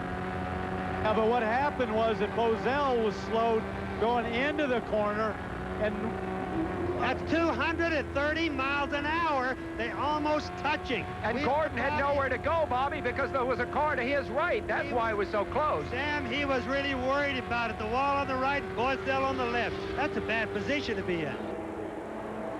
Mauricio Gugelmin just inside of Teo Fabi and John Andretti there. Andretti runs in 3rd place, so he's overhauling some slower traffic. Fittipaldi is the leader. Unser Jr. runs in 2nd. We watch Bozell and Gordon. Gordon's around him again. But he didn't have the car on the outside to block him. What a great move. He's got total confidence out there, and I think we're going to see him passing cars all day long there. Danny, we've never seen passing like here this early in the race. Don't you agree? Absolutely. He's got the car set up just perfect, and he shows he just can pass anybody wherever he wants to go. You know, most of the drivers have felt, because of the track being narrowed down, can't run the apron anymore, that cars don't pass on the turn. But we know now they do. Bobby Rahal comes in, makes a stop. This is under green, and one would assume not scheduled. Well, Bobby, the other thing about that passing, the only guy that we're seeing making those passes is Robbie Gordon. Here's Arie Luyendyk in, so we may be coming up on scheduled passes under green flag. For example, Luyendyk made his last stop on lap 22. So it looks like these cars are thirsty once again. John Andretti, boy, what a story. When he's done here at Indianapolis, it's off to Charlotte Motor Speedway for another 600 miles of racing in a stock car. Let's go to Jackaroo. Well, Scott Goodyear, you're out of the race. What does this do for your mindset for the rest of the IndyCar season? Well, it's been tough this month. There's no doubt about it. Everybody in the Budweiser team has given it all. But, you know, you put so much emotion and so much heart into this deal. It's just, it's been draining this month. See him in a week, Paul, at Milwaukee. You see Robbie Gordon just a second ago as the car gave a pretty good twitch. He caught it, kept going. Paul, just a quick deal on John Andretti. You know, when he finishes 500 miles here and is looking at another long race in Charlotte, that's going to really be tough. The only rest he's going to have is on the airplane getting there. That's really going to be bad. And, Bobby, if this race runs long, he planned for this race to be 3 hours and 10 minutes the way last year's was, but this race is running much slower than last year's race, so he's going to have a very little envelope there. Jerry Punch, an update on John. Exactly, talking about his tough schedule. In fact, they have done some calculations here in the John Andretti pit, and this race has to average 150 miles per hour for him to be able to make it to Charlotte to run the 600. And right now, it is going to be very, very close if this race stays under 150 mile per hour average. Averaging 139.7 now. John Andretti, the 33 car, is 24.1 seconds behind the leader of the race. There is Raul Boisel. Black flag is now out for Scott Sharp. Bobby, one other thing I'd like to say about John. The hardest part is, of course, that the mental drain that you get from running in the Indianapolis 500 really takes its toll. And now to turn on again and go do a 600-miler at Charlotte is going to be awful difficult. Yeah, Danny, and these drivers live this race for about 3 days after it's over. So it's going to be harder from that standpoint, too. The blue and white car that we're watching here, coming by on the inside, Jacques Villeneuve. You see him making a terrific pass. That's the highest placed rookie in the field. He has just moved into 3rd place, son of Gilles Villeneuve. the great French-Canadian driver who was killed in Formula One in 1982, as we see Little Al headed for the pits. This should be a routine stop as well, but remember, he stalled on his last stop. He runs in second place. Yeah, but Bobby and Sam and Paul, I don't think you were going to see him stall again. He did it once. I don't think we're going to see it again. Roger radioed some instructions to him about getting out of the pit. Well, Danny, I don't think we're going to see the same problem because Roger Penske did counsel all the drivers about trying to keep their revs up just a little bit more when they take off. He comes awfully close, and he does again. What was that? He's got it refired again, but he actually rolling forward is what saved him. Now, Emerson Fittipaldi comes down to the pit road for a Penske tandem here. Let's see, no changes on Emerson, no changes on Al Jr.'s car. They are going to make no changes on Emerson Fittipaldi's car either. But the big question mark is with this new Mercedes, are they going to be able to exit the pits without stalling? Let's listen. You know, Jack, these two cars are set up an awful lot different aerodynamic. I talked to Emma and the Little Al last night. One of them's going, Emma's going with light downforce. Little Al is going with heavy downforce. I think Penske has more confidence of his cars on the track than he does in the pits. There's Jacques Villeneuve again, running in third right now. Now, but with those stops, Jacques Villeneuve moves to the front of the field. And Jack Arute, both times the Penske cars came out of the pits, there was an unusual sound. What was it? Paul, it beats me. I think it may be just the sound of the Mercedes engine as it starts to come up. Now, remember, when we listened to the sound of Al Jr., he literally stalled the car, but the rolling momentum, he had enough forethought to be able to keep going and disengage the clutch. It caught at the last minute. He fired it up, and he left. Jacques Villeneuve leading the race reminds me, this is a rookie, and back in 1983, a rookie, Teo Fabi, also led much of the early stages of the Indy 500. The crew chiefs were the same. The man's name is Barry Green. He's masterminding this rookie's run today. Well, Jacques Villeneuve picked up the lead of the race only as he crossed over the line and was scored at the last lap, but he did not catch Fittipaldi. Fittipaldi was coming out of the pits, but Jacques Villeneuve appears to be the leader. We're going to check scoring because there seems to be a question. Is it Villeneuve or is it Emerson Fittipaldi? We'll be back. We're back at Indianapolis, where Jacques Villeneuve has made his pit stop, taking him out of the lead. And right now, he's trying to hang on to the leader lap. That's Fittipaldi that's lined up just behind him. Fittipaldi trying to get around him. Of course, the big story here is he wants to get around because he puts him down a lap. That way, he wouldn't have to worry about him. You take the look back. We're looking for Raul Boesel, who has a second-place car. A long interval. And there he is as Raul slows down to come into the pits. Everybody making stops under green. One of those who made a stop was John Andretti, who stalled it as he tried to come out of the pits, but then got going. But it dropped John down to 13th position. So those stalls have been very costly today. And now Raul Boesel heads for Jack Arute. The Dick Simon crew beginning to go to work. They're going to try and do it as methodically as possible. Raul Boesel, the last report, Paul, was he may be encountering some radio problems. So far, the stop is going just as expected. Let's listen. Now, the one thing, Paul, you can notice there, he kept the revs up. You could hear the engine was much higher in 15.8 seconds. So Raul Boesel is in and out. Danny Sullivan, that's quite a balance that they have to achieve there when they come out of the pits, because that clutch is very small and pretty easy to burn out, isn't it? Well, that's right, and you got pretty tall gears in these things. You just want to get them going. You don't want to spin them too much. You'll heat up the tires too fast. You'll take some rubber off of them, and you don't want to abuse that clutch. You just remember, you got to make maybe 9 or 10 stops during the day. You need it a lot later. So at Indianapolis, the Mercedes are back in front of the field again. Fittipaldi and Al Unser Jr. Jacques Villeneuve has dropped to 3rd place. Jimmy Vasser is 4th. Bobby Rahal 5th. Scott Brayton 6th. Nigel Mansell is 7th. 8th is Michael Andretti. And here is that ongoing battle between Gordon and Boesel. Boy, they love to fight with one another. This time he passed him on the inside. I'll bet you Boesel thought he was going to do the outside again, Paul. Well, I think, too, Bobby, I don't believe he was really up to speed enough. You know, he just come out of the pits, and Raul had done a couple of laps on his tires. He was probably a little faster. Let's go to Jack Arute. Well, Paul, let's show you what they did with Raul Boisel's car. They said they changed the stagger. Now, we'll take you back through what stagger means. That's the circumference on the outside tire and on the inside tire. If you have more circumference on the outside, the car will automatically turn left. What they did on Raul Boisel's car is they closed up the stagger. That means they lessens the difference between the two circumferences to try and make it handle better. And what that means is they want the rear end a little bit tighter, the front end to push a little bit more. See, the track, of course, is changing from moment to moment, too. Every time the driver comes out of the pits, he has a full fuel load. The car feels different than when he was out there last. And as the day wears on, rubber gets in the groove. The way the car handles on the track changes.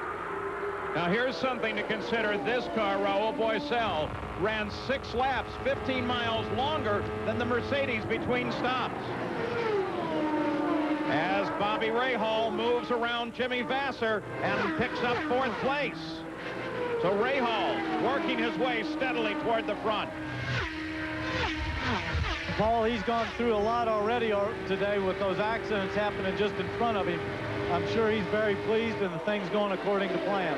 Danny, don't you sometimes feel when you survive a couple of accidents early on, it's almost like it's your day?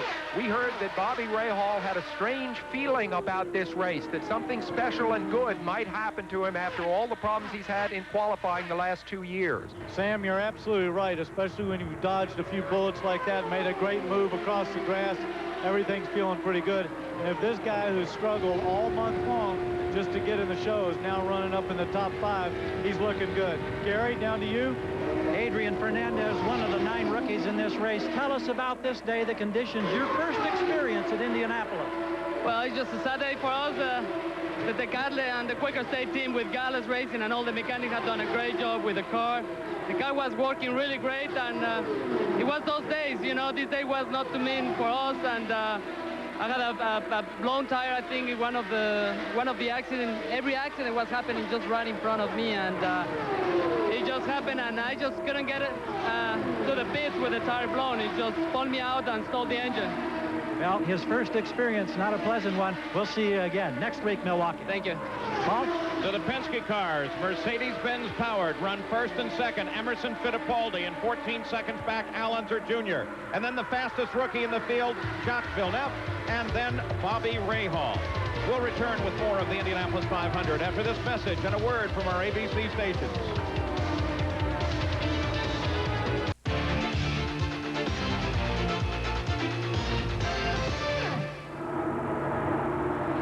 We're back at Indianapolis. Al Unser Jr. there runs in 2nd place. Nigel Mansell sitting just ahead of him, trying to keep from going down a lap. Currently runs in 7th position. The leader of the race is Emerson Fittipaldi. So the Penske cars continue their dominance here. The Mercedes-Benz has actually led between Al Unser Jr. and Emerson Fittipaldi all but 2 laps of this Indianapolis 500. Now, let's take a look at the Valvoline running order after 74 laps. With Fittipaldi, Unser Jr. at the top. We'll look down through the entire field here.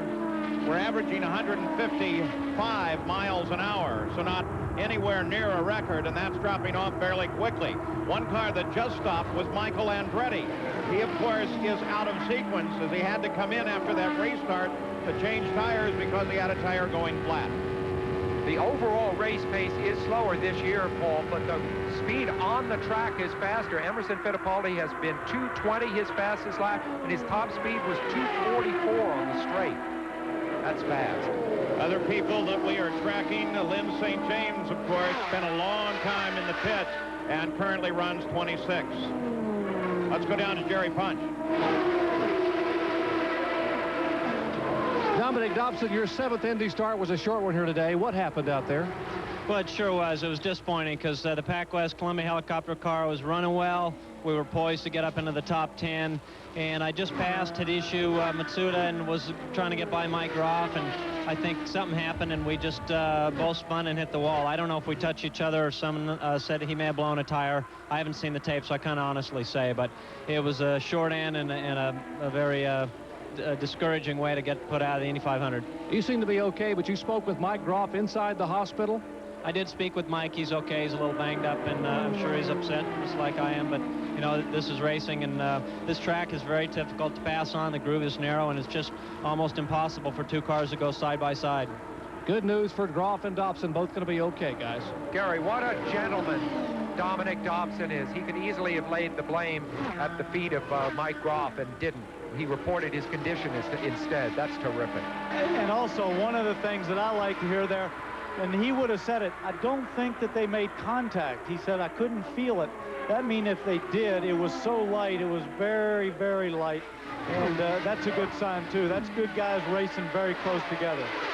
Yeah, you know, Danny, sometimes the excitement causes you to forget, because we could see smoke between the tires.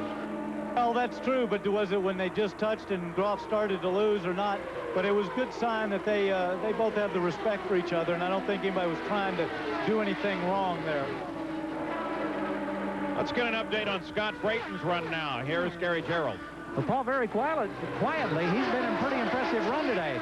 The drama, of course, with his teammate Cheever and the black flag after Eddie had gotten up to third, put him way back. Brayton runs sixth.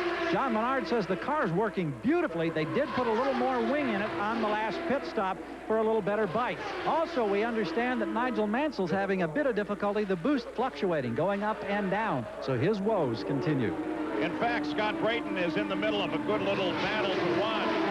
He's got Jimmy Vasser just ahead of him, and Nigel closing on him from behind. So let's keep track of this, which is an ongoing battle for fifth place if you count Jimmy Vasser's position. Well, you can watch Nigel Mansell going down the straightaway, drafting, trying to get a run, and whipping out going into the turn right at the last minute. Now, that's something the Mercedes have not had problems with. They don't have to draft that much. They just whip out like this and go by. Vasser is the car, the blue and white car on the left that Mansell just ripped by. And do you think that he remembers that move around that pass around the outside going into turn one that Lyondike did on him last year? Because he repeated that on Scott Brayton. You know, it's been fascinating to watch Brayton, too, again in the yellow 59 car, because his line here has been so unusual. Look at Nigel Mansell, though, as he ducks under John Paul Jr. Vasser chases, and there's Michael. An interesting thing about Brayton, with Mario withdrawing from the race, Brayton becomes the most experienced driver in this race. He's run more Indy 500s than anyone else, 13. Well, based on the line he's been following, I'd say he has a good chance of saving that car and having it fresh and ready to run at the end. I think Scott Brayton is a guy that has really learned how to drive this race. He had bad luck the last couple of years, but I think he was ready for a major success, and maybe it's going to happen today. You know, Sam and Paul, even though the racetrack might be a little bit slippery in the groove right now, I've been noticing down here there really is no dust like on the outside, which is making it real nice for passing. Nigel Mansell trying to close on Ray Hall. We mentioned that Dick Simon as an owner has 6 cars in this race. Let's consider what they are doing here today. In 9th, Bosell. Masuda runs in 11th. Vitolo, despite his spin, is 23rd. Mashushta, 24th. Lynn St. James, she had a lot of trouble in the pits. She's 26th. Marco Greco, 27th. Bobby, have you noticed, too, that Mansell seems to be going through traffic a lot easier than Little Al, who was catching him, but Little Al doesn't seem to have as easy of time getting through the traffic, even with that Mercedes power. Well, Danny, I've watched them all slow down. Their speeds are down around 210. Little Al's a little less than that. I think if this is that deal in the middle of the race where everybody's doing a lot of thinking, kind of a dead time for the drivers, because they're trying to figure out for what they're going to do later. I'm sure you can remember thinking and doing the same things. Oh, absolutely. At this time of the race, you're trying to, what calls am I going to make? Do I need to put some wing in it, take some wing out? What set of tires? Do I want more stagger? And just try to get through the traffic as best as I possibly can. You know, the personality of race drivers also is that Emil goes fast all the time. He's just like a switch, on and off, whereas Little Al's going to do a little bit more thinking, I think. Well, Ray Hall makes a turn for the pit area. So Ray Hall coming in now. You're on the nose of the car. Now let's take you back while Bobby Rahal makes a stop. We'll continue to track this, let you know if anything changes. Let's go back to lap to 23. And this is the situation that developed in the pits that brought out a black flag for 2 competitors, Cheever and Mansell. Car 5 is the key. Raul Boisel as he comes out.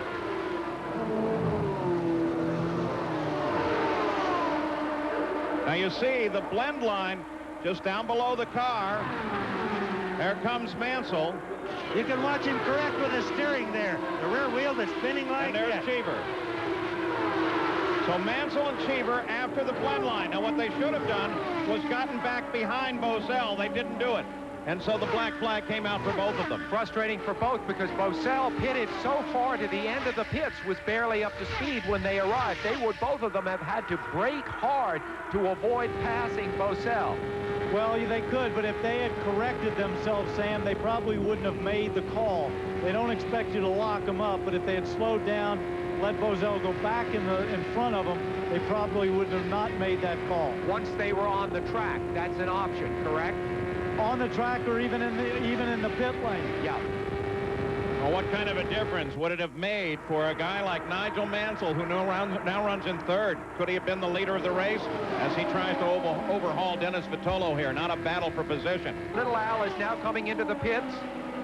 Al Unser Jr. in second place.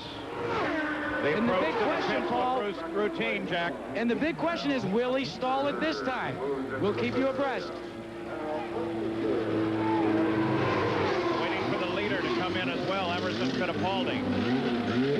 John Braden is also in the pits, and Emerson Fittipaldi is on the pit road.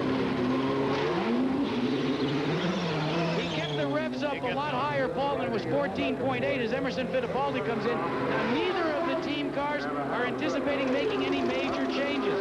That bodes well. They seem to be pleased with the fuel consumption as well. Right now, it's just a simple stroll in the park. Jack, when you talk about changes, of course, we're seeing them change tires. You mean changes to the handling of the car via the wings and the chassis. That's right, Sam. There have been no wicker bill adjustments, no wing adjustments, etc. So the leader is first and second in and out of the pits. And that time in and out smoothly, as there's Fittipaldi. I'd like to say one thing, too, to Jack. Being a driver, even when the cars are great, there's never a stroll in the park. There's always a problem. The handling is always a factor. You're always trying to adjust. You've all got little problems that you're dealing with constantly throughout that drive. The thing that's fascinating, Paul, right now, and Danny alluded to it, is Emerson has complained just a little bit throughout the course of the race about understeer, but when they offer to try and fix it, he says, no, leave it the way it is. Well, Jack, that could be. Don't forget, they run through an entire tank of gas. That thing holds 40 gallons. So at the beginning, he might have more understeer, or the car might be more neutral. He might not want to change it because it'll upset the balance at a different part of the run, and he might be happy enough because he's just out there, as you say, in the lead. Coming up Saturday on ABC's Wide World of Sports, our country's top gymnasts, including Dominique Dawes, take on China and Belarus in the Hilton Gymnastic Challenge. Plus, the Advil Mini Marathon from New York City, Saturday at 4:30, 3:30 Central on ABC's Wide World of Sports. A crash, Bobby? Crash down in turn one. One car. One car, that's all the there wall, is. down to the inside. The crews are already there. The rest of the field slows. There is some debris up on the track.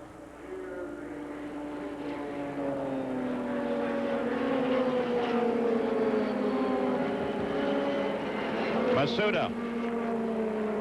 Hideki Masuda, the first rookie to qualify, first car to go out in qualification. I just happened to be looking up, Paul, at the track. As this happened, it looked like he just lost the rear end coming off, spun, hit the wall. Doesn't look like it was all that bad. The Blimp Spirit overhead with that shot. There's the replay. Lost it coming off at turn one, slammed the wall, and then just slid down to the inside. But again, look at all that trash that flies off the track around there. We got to watch for flat tires from the other cars. That's the biggest fear that they have. Bobby, how much trash is down in that area as we look at another replay of this accident? Really doesn't look that bad. Guys, sorry to interrupt you. We got another one up here in turn 3. We have another accident in turn 3. This is an accident after the yellow? Yes. They're down here. It might have been that debris that we're talking about. He might have lost a tire. And that's John Paul Jr. There's a flat tire that you can see. Most likely. That doesn't mean it was caused by the debris, but Danny's probably right. They run over debris. They have a flat tire that go in the next turn, and wowee, the car just takes off. Well, Bobby, that's exactly why I asked you, because it's... And look at this. Paul Tracy. Smoke out of the Mercedes of Paul Tracy.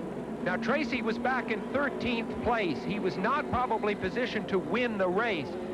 But this could be the first weakness shown by the Mercedes program. All right, let's go back. We'll keep track of Tracy. Here is the car 45, the John Paul situation. Boy, lost it way early. That almost definitely confirms that Danny saw. What's this? What's this? There's Nigel Mansell under. Unbelievable. Nigel Mansell and Dennis Vitolo. Why? How did they get to this point?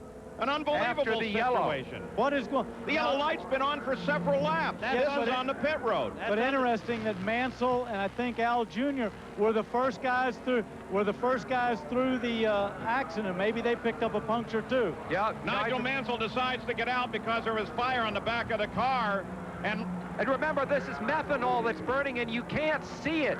Sam, that's oil that's burning right there, not methanol, and you could see it. It's right underneath the engine there. Yeah, but what about Mansell? One of the firemen saw something and went to just totally envelop Mansell. Maybe he thought that Mansell was on fire or saw some of those flames that we can't see from methanol. Bobby, I saw the oil fire, but then so suddenly Mansell seemed to leap forward as if something else. That's why I suppose that maybe the methanol had ignited. That's because everybody is screaming fire. He wasn't in a hurry until everybody started screaming. And he also knows methanol fires are almost invisible, Sam. Well, but Bobby, he is on the ground. Bobby, it's it not also an easy could have climb been, out. It could have been, too, if his radiator was punctured. Don't forget that'll take time till it seeps into the back of the cockpit, and he could have all of a sudden got the hot water. Which feels like fire, right? Exactly. Yeah. And maybe burns worse. It's not very often we see one car on top of the other. This is really a terrible-looking possible accident there. On the warm-up lane, and we still have no idea how these two cars, Vitolo and Mansell, got there well after the yellow.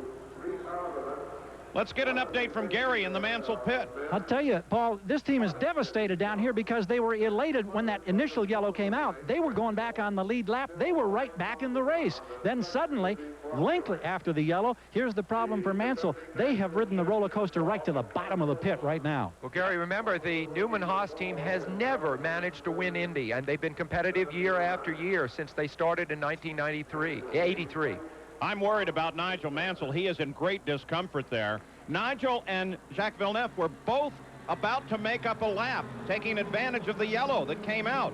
And then this happened, and we still don't have a clear understanding of why it happened. I think, obviously, Paul, that he got hurt in the accident. He was just sitting there for a while hoping that somebody would come help him out, and then he either felt that hot water that Danny was talking about, or somebody was hollering fire at both. He got out no matter how much pain he had. Bobby, your heart just goes out to Nigel, who's been hurt so often in racing one way or another. That bad accident at Phoenix last year, which he bravely overcame to finish third here in this race, and now this. Well, let's take a look at Nigel Mansell's in-car. Maybe that'll give us an idea of what happened here. The yellow light is on. Emergency equipment is on the track. First time we're all seeing it. This is turn one. And he's suddenly hit. And we're waiting. That was the camera going out. There's the nothing camera wrong with the set. stopped. We're still watching the tape because there is where the camera comes back. And he gets hit from behind. That's what it looks like. We'll still ride with this videotape from Nigel Mansell's camera. Mansell's still sitting there. Go ahead, Danny. His head's laid over a little bit to the left. I don't understand that. Yeah, could he be dazed? Here's the smoke. Fire starting in the back of the car. That's the oil smoke. It's from Dennis Bartolo's car, though, I believe. There's a little oil dripping down. You could see that. That's why it was burning with the yellow flame. Nigel takes off the steering wheel so that he can get out. Now he's slow. See, I think the water or something came through there, and all of a sudden he realized he was getting burned. There's the water. Out, the water's spitting out. That's from the radiator, I believe, of either his car or somebody else's. Also from the fire extinguishers. Here's Michael Andretti's onboard camera. Maybe we can get a view from this camera, the same situation. No, that's really John Paul Jr. Was John Paul Jr. the first spin under the yellow. Now that's one that you would just have to see. That was a tire puncture. just went out of control immediately. Not the driver's fault. Because the amazing part, Bobby, is that nobody's really going fast. I've never seen so many accidents, severe accidents, under a yellow. Danny, it's like... Remember, the rear end is one solid axle from right to left. If you have a tire goes flat, the other one keeps driving the car. There's the other accident right there. All right, let's review what's happened here at Indianapolis. Masuda had an accident. They turned on the yellow light. Apparently, John Paul Jr. drove through the debris of the accident, and straight away later, he had an accident. And then during that yellow, Nigel Mansell was hit from behind by Dennis Vitolo, or apparently hit from behind. So we are still under yellow here at Indianapolis as we approach the halfway point, or 100 laps of the Indianapolis 500 with Mercedes-Benz 1 and 2. And there is Emerson Fittipaldi. He is the leader of the race as we are approaching the halfway point. In fact, as they cross the line this time, it will be the 250th mile and the green flag. Al Unser Jr. rides in second. In third place now on the leader lap is Jacques Villeneuve. Green is out. Here we go. The second half of the Indy 500 is underway. When Emerson Fittipaldi came here a couple of weeks ago for the first days of practice, he had just been a pallbearer at Ayrton Senna's funeral. He was obviously shaken the first day he practiced. He just bedded in a few brakes and tires. The next day he came back and has been extremely focused ever since. Emerson Fittipaldi has put everything but the driving of this race out of his mind for 2 straight weeks, and look at the result. Now, Sam, when you saw all those cars going by at the start, you saw that paper on the track. Often, that gets up in the radiators. Happens often after a yellow flag like that. Sam, something else, too, that Emerson told me, something he's never done before.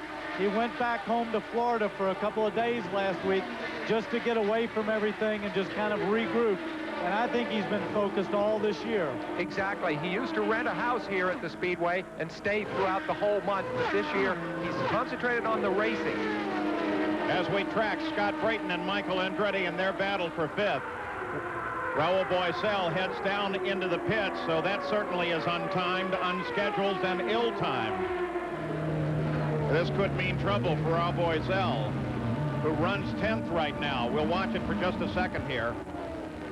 Is Boesel destined to be one of the bridesmaids of Indy like Michael Andretti and Roberto Guerrero?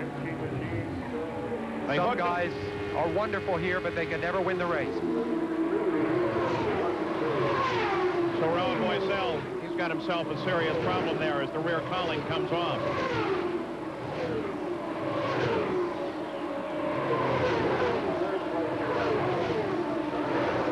Nigel Mansell, remember in that incident on our 4th yellow, Jerry Punch is down with Paul Newman, one of the owners of that team. And Paul, you've just been inside the hospital. What's the update on Nigel Mansell? Well, he's okay. There's no burns, and I guess he's pretty angry, though.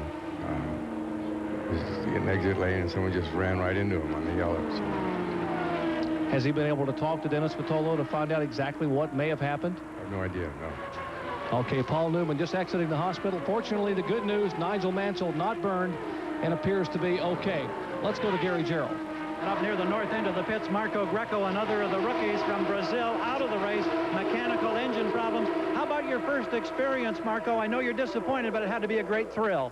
Well, it was a great experience. We got a 94 car on Friday, so we practiced with the 94 car. I got to the engineer on Sunday morning, and we put the car on the field. Crew did a great job, and I was really happy.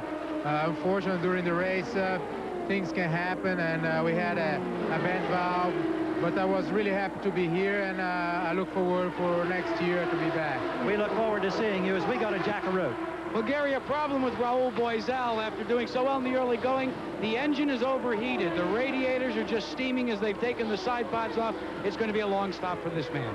Well, there's what Bobby Unser was suggesting just a few minutes ago. Debris on the track. Most race fans, boy, there you got a shot of debris. That looked like heavy debris. And, of course, everything just wants to go to the radiators because they designed the cars to suck in the air there. So on board Michael Andretti. Here is the Valvoline race summary for those of you entered in the Valvoline Indy 500 giveaway. Wait a minute. Let's see if we can get to Nigel Mansell. Nigel Mansell. Here we go. Yes or no? Jerry, go ahead. Here in the garage, here back at the hospital, Nigel Mansell has come out of the infield care center. Nigel, first of all, are you okay? I don't feel great. I got a bit of concussion, and I've just upset all the medical people because they want me to go to the hospital, and I don't. So if they want to take my license away, that's fine with me, because I've never seen anything such a joke as what we just had out there. We were under yellow for a lap and a half. Someone tries to take my head off. Have you spoken with Dennis Vitolo, Nige, to see exactly what went on, what happened? You speak to him. Obviously, it upset Nigel Mansell, holding his right shoulder. And they wanted him to go down to Methodist Hospital for x-rays, but as you heard Nigel say, he would have no part of that. He has climbed in the golf cart, and he and Carl Haas, Paul Newman and company will head back to Gasoline Alley. Paul? An understatement to suggest that Mansell is furious. Now, let's do the Valvoline race summary. For those of you entered in the Valvoline Indy 500 giveaway, the leader at 100 laps, halfway, Emerson Fittipaldi. Stay tuned for the results at the end of the race. Cautions today, 4, accounting for 31 laps. But one of those cautions, the last, actually covered one incident under green when Masuda got into the wall, and then John Paul after the yellow, and then Vitolo and Nigel Mansell after the yellow. So one yellow flag covering 3 different incidents. Okay, Paul, you know, I can understand Nigel. First of all, you're out there racing. You're putting everything into it. We've seen a lot of accidents. Everybody's dodged the bullet a little bit. Mansell just missed that accident with the Japanese fellow that spun. And now he goes and he's cooling off. He's just driving around. He's on the warm-up lane, and somebody clobbers him. That's not when you expect to have anything happen. You regroup, and it's dangerous enough out there under race speed. I can understand why he's angry, and he doesn't even know why it happened.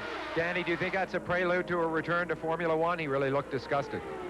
Well, you know, with everything going on, you never know with Nigel if he decides that that's a reason to get out of it. Things haven't gone well for him this year, or as well as he'd like to, defending champion.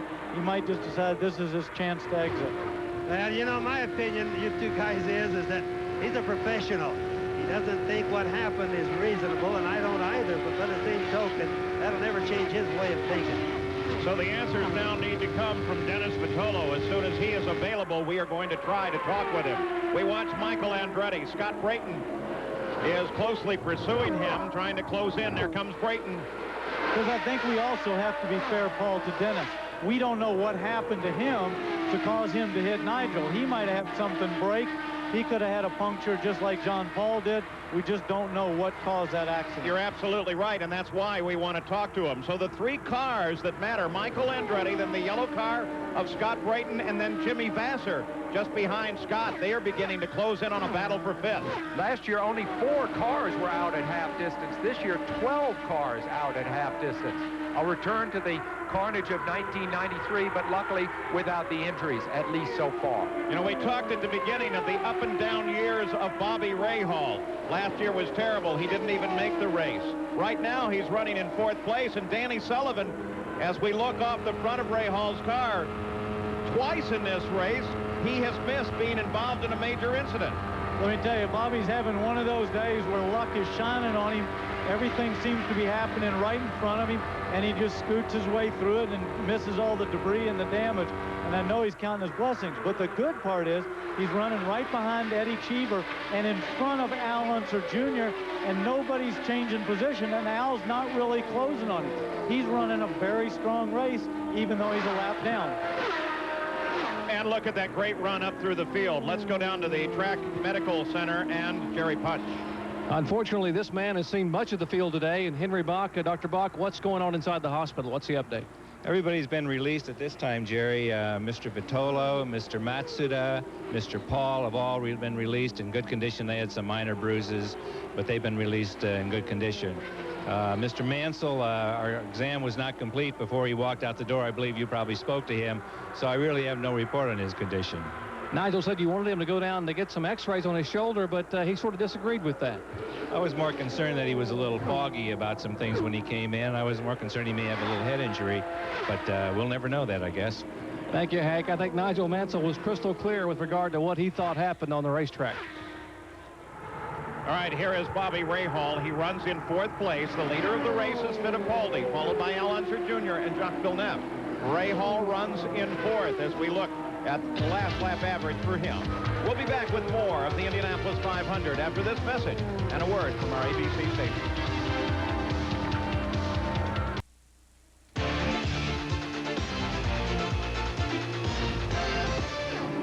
We're back in Indianapolis, 115 laps of 200 complete. This was just a few moments ago. Eddie Cheever, watch him as he moves to the outside. Danny Sullivan brushing the wall.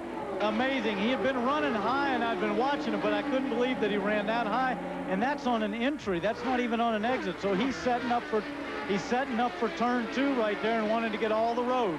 And the car behind him then was Bobby Rahal, who once again came very near to being involved in an incident. All right, let's go back to the medical center. Jerry Punch. John Paul Jr. just walking out, and JP, you almost made it by Matsuda without a problem. Well, he crashed, and we must have ran over something because we got down to turn 3 trying to catch up to the pace car, and it blew the tire out and just swapped ends right away, and that's the way it goes. John Paul Jr., okay, here in the garage area. We'll head back toward his garage, guys. Okay, interesting there, too. Bobby, he said he was trying to catch up to the pace car, so he must have been on the gas pretty hard trying to make up some ground. Right, Danny, but you know, if he was just doing 120, when you only have one tire driving, boy, it's spin out time. Well, that's true, but you know, the good part is it probably happened before. If he had waited, he might not have gotten that until the restart under green. Here's Scott Brayton, who is running in 5th place as he rolls onto the pit road. In the cockpit of car number 12. Under the green light with 117 laps complete. Everything here appears routine.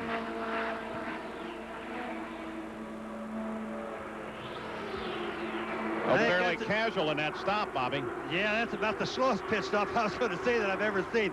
There's other problem. They're just doing some talking. Now the hood's coming off. Yeah, I was going to say he didn't even look like he came down the pit lane at 100 miles an hour either.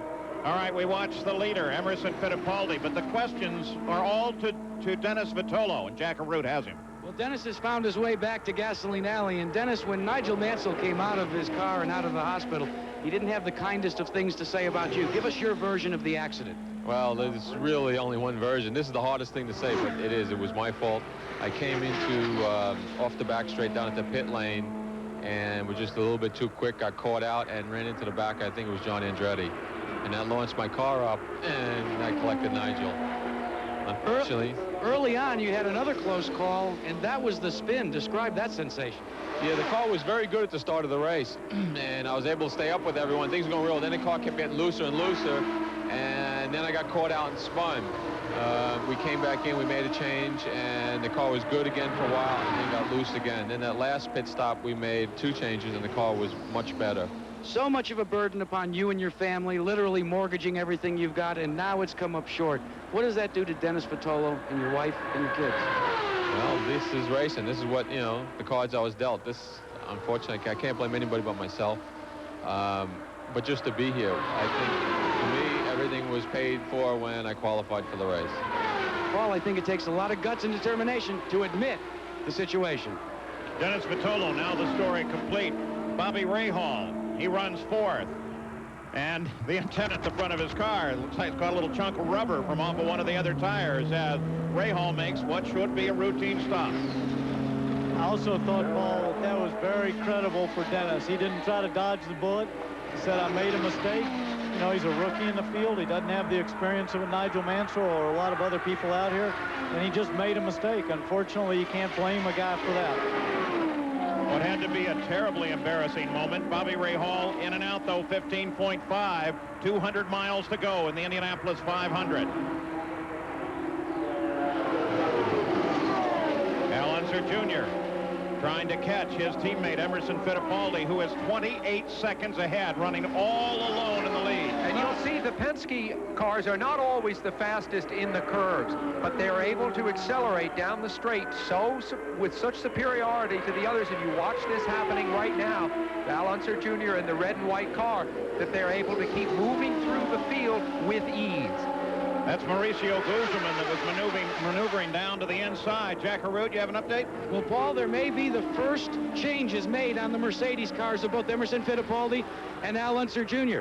The discussion is underway in both pits, maybe changing the wings, trying to get rid of a little bit of push that has first plagued Fittipaldi and now is beginning to plague Al Unser Jr. Let's check in with Gary Gerald as the Penske team gets ready for Unser and Fittipaldi. Scott Brayton for John Menard have been running in the top 10 very steadily, very quietly all all day, but when he came in that pit stop, you noted that he came in quietly. The engine was off. They couldn't get it restarted. They're working constantly with the engine, but that may be terminal here for Scott Brayton. Jimmy Vasser into the pits. He was running in 4th place as he came in for his routine service under the green. Routine stop and back into the action. Paul, down here in turn 2, I noticed little Al has not been being able to keep up with them.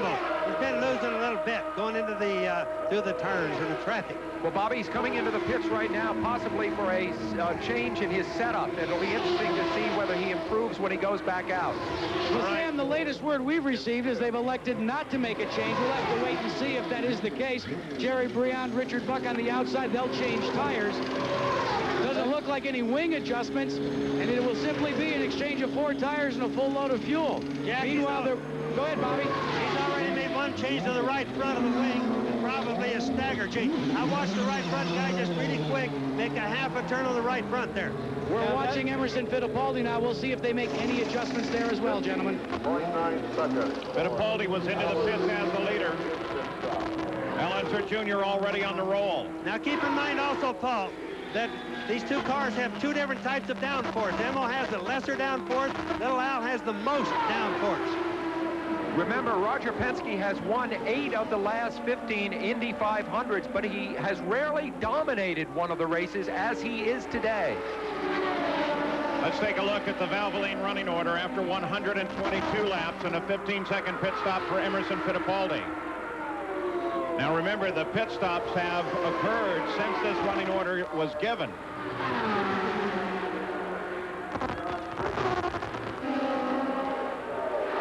We look down through the entire field.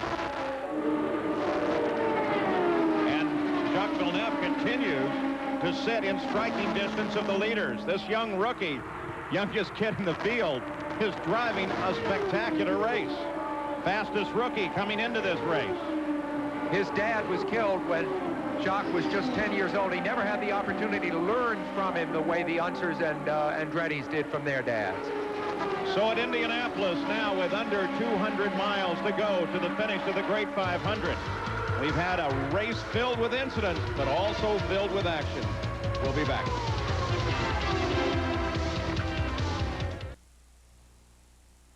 The 78th Indianapolis 500, this ABC Sports exclusive, brought to you by Cadillac and your Cadillac dealer, creating a higher standard. Craftsman, a line of 1,600 hand tools made in America, guaranteed forever, only at Sears. The Valvoline Performance Team, and Miller Lite, great taste, less filling. Can your beer do this? Well, with the stops by Emerson Fittipaldi and Al Unser Jr., Jacques Villeneuve picked up the lead of the race, but he is already on the pit road. As we look at the rookies and how they are doing here today at Indianapolis, one of those things that we covered in the pregame to this race. But now here is young Villeneuve, who is really driving a spectacular race. What does this remind you of? A young Mario Andretti, to me. Well, I'll tell you, it's the best rookie I've seen here for a long time.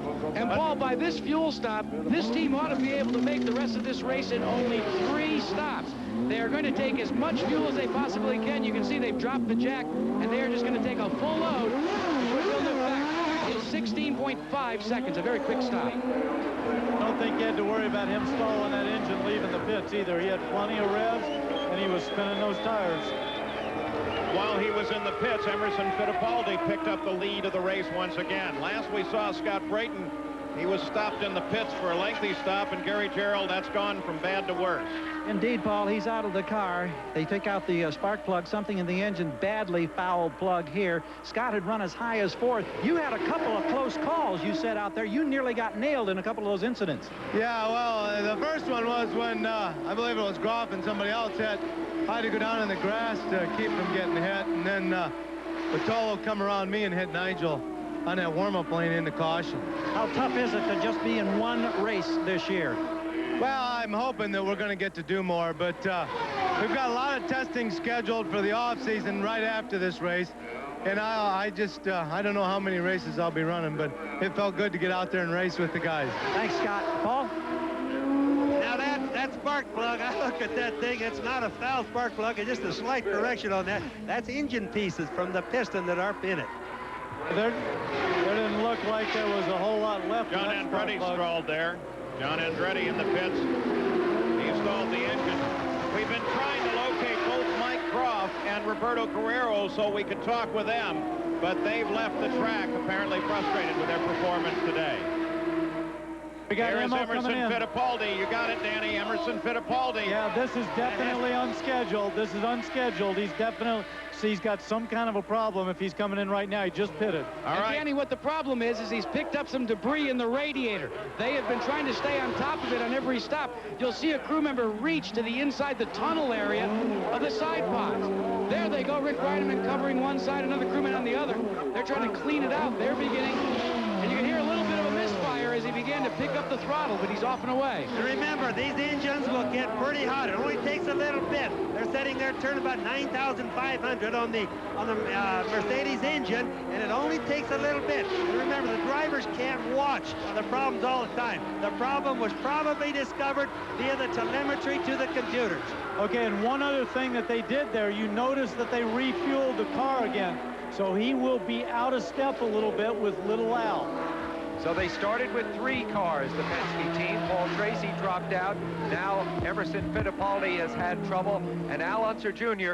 leads the race. And you got to remember, everybody, that these radiators, when the cars are made, are all very marginal. They're made just to barely cool, because the smaller the radiators, the faster they go down the straightaway. So any hot dog wrappers, hamburger wrappers get in there, just ruins the cooling.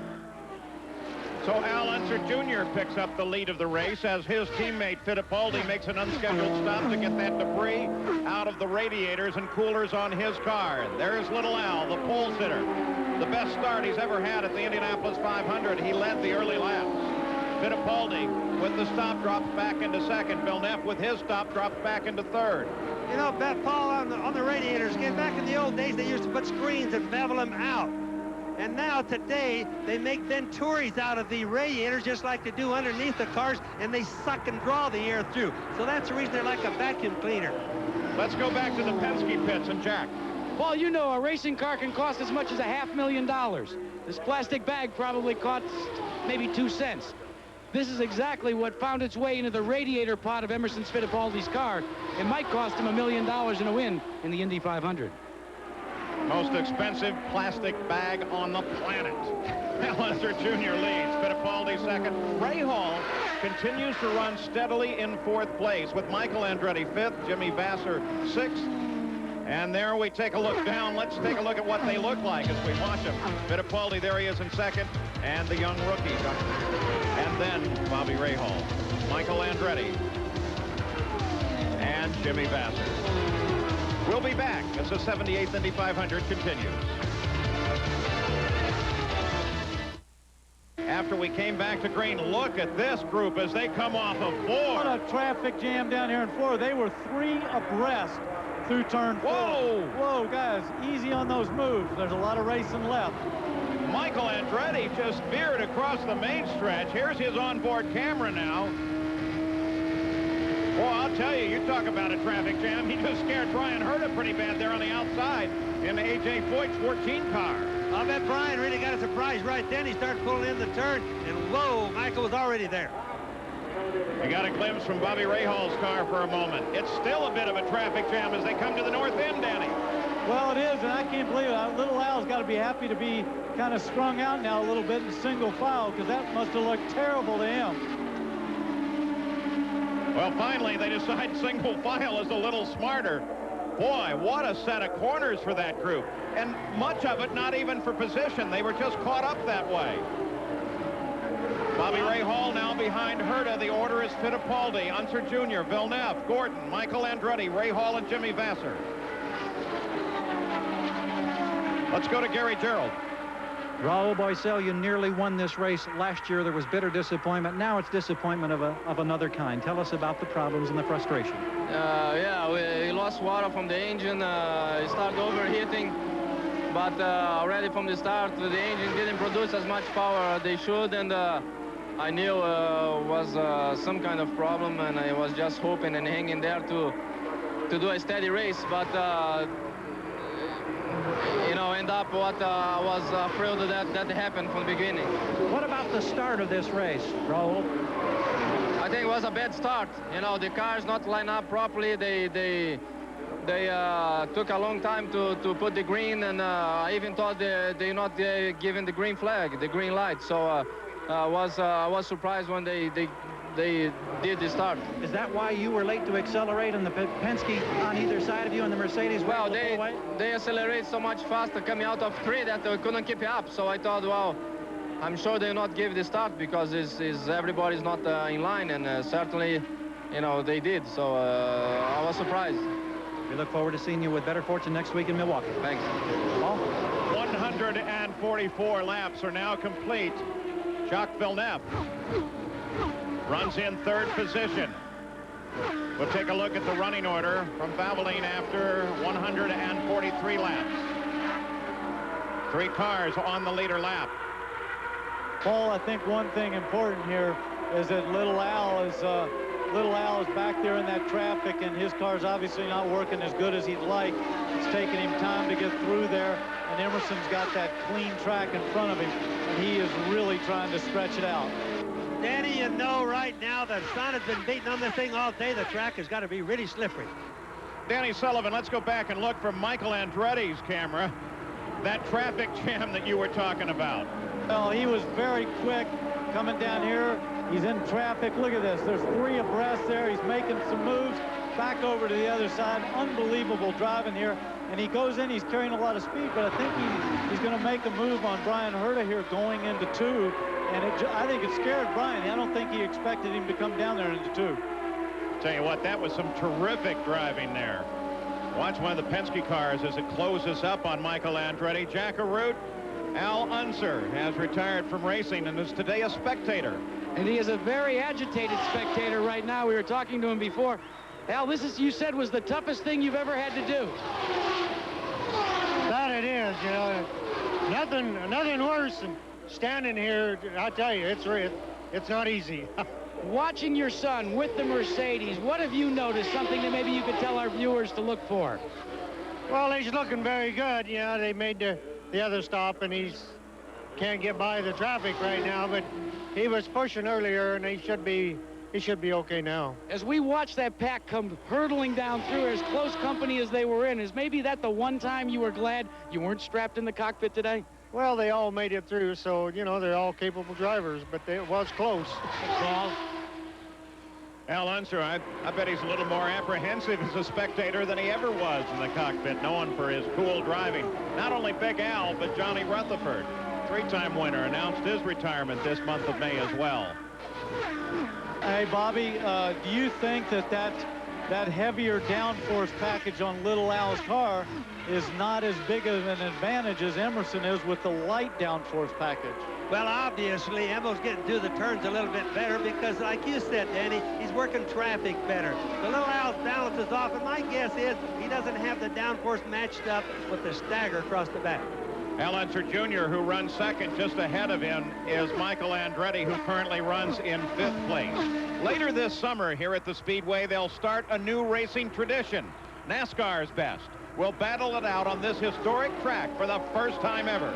Join us here at ABC for the inaugural Brickyard 400, live Saturday, August 6th, here on ABC Sports. But right now, it's 500 miles that are of concern. 148 laps are complete.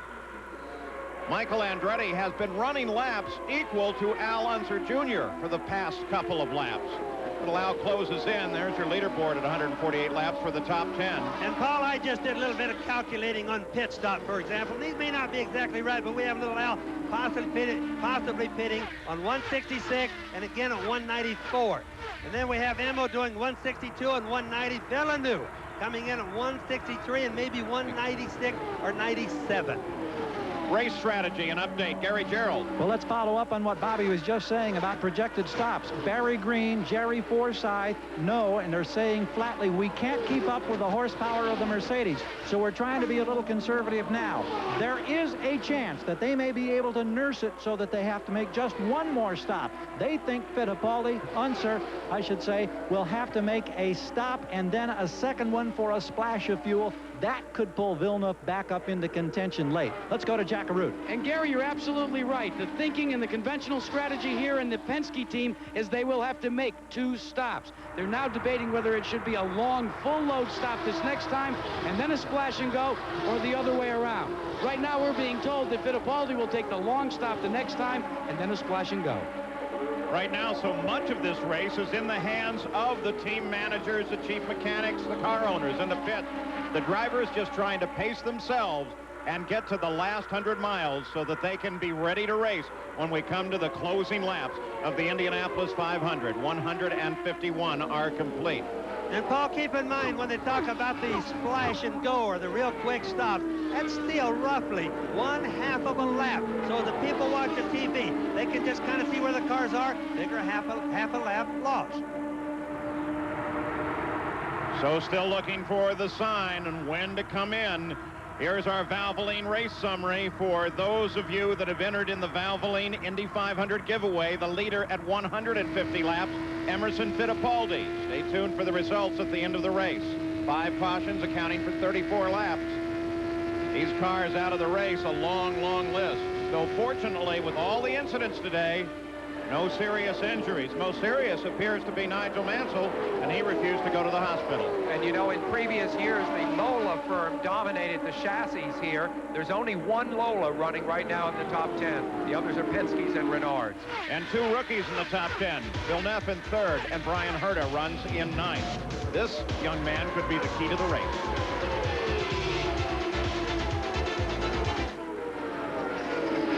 We're back live at Indianapolis. Emerson Fittipaldi, car 2, is the leader. Now at Indianapolis, 40 laps equal 100 miles. Traditionally, everybody races for the last 100 miles, and then they really turn it on.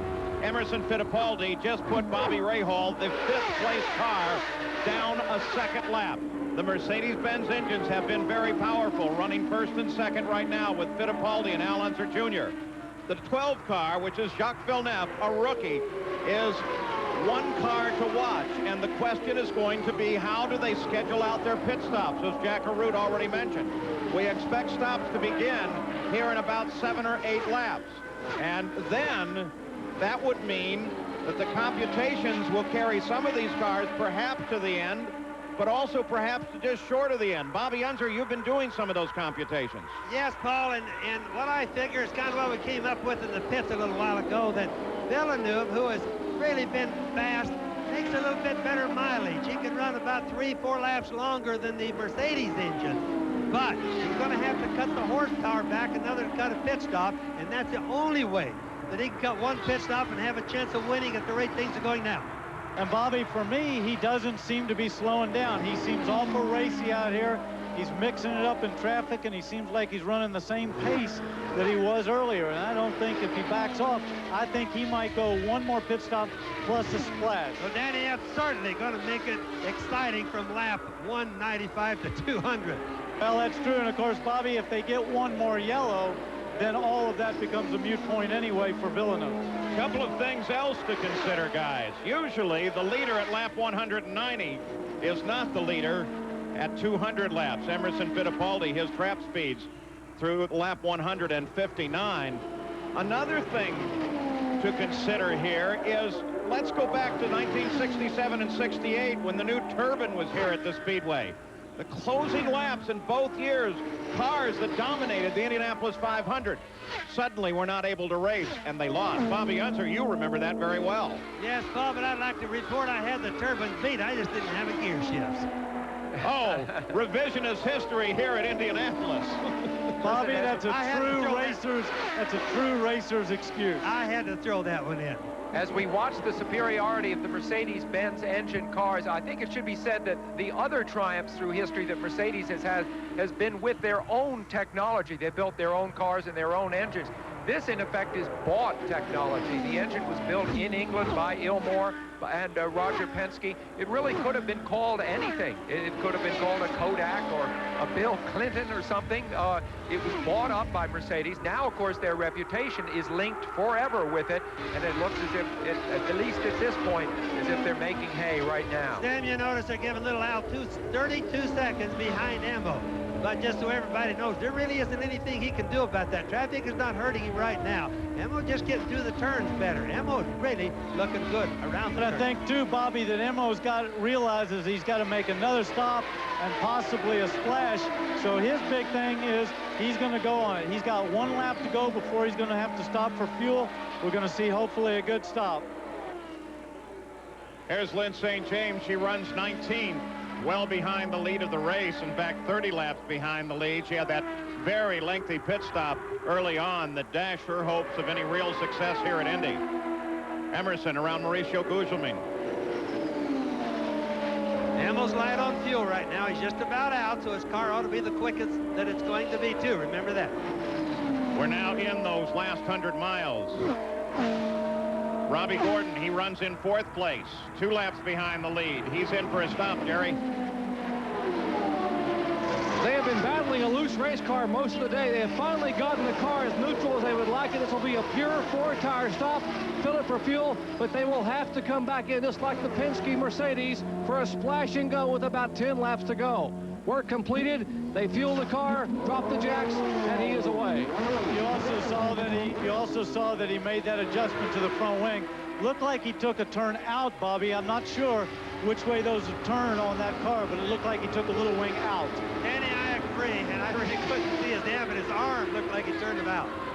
Robbie Gordon adhering to the 100-mile-an-hour speed limit at the pits, which is the speed Emmo must be doing as he comes in onto the pit road right now. They have to be doing 100 by the time they get to the pit entrance. Very important stops. So Fittipaldi, a crucial stop in the race, is in as the leader. And remember, one of the untested parts of this car is the transmission, and they're starting to have a lot of use on that transmission now, Jack. And Sam, we're watching to see if there are any changes being made from the handling standpoint. Doesn't look as if there are. Now remember, the big thing here is that they're going to take a full load of fuel. They need to take as much as they can because they want to stop and go next time around. 16.8. It won't be so slow the next time. There's Al Unser Jr. down between the 1st and 2nd turn as Emerson Fittipaldi on the pit road, and here he comes. And everybody has to know these pit stops are not being called by Roger Penske, only Al. Each team has its own set of rules or ideas that they think are going to make their cars win. And there's the differential between the two as Fittipaldi comes off of the 2nd turn on the warm-up lane and back up to speed. And remember, as we talked a little earlier to Big Al Unser, it's been 20 years since he won races back-to-back here at Indianapolis. No one has accomplished back-to-back victories since then. Emerson won last year. He's leading this race. Maybe he'll make history. And remember, as we have 35 laps to go there, that the pit stops on whatever Villeneuve is doing is going to be the answer.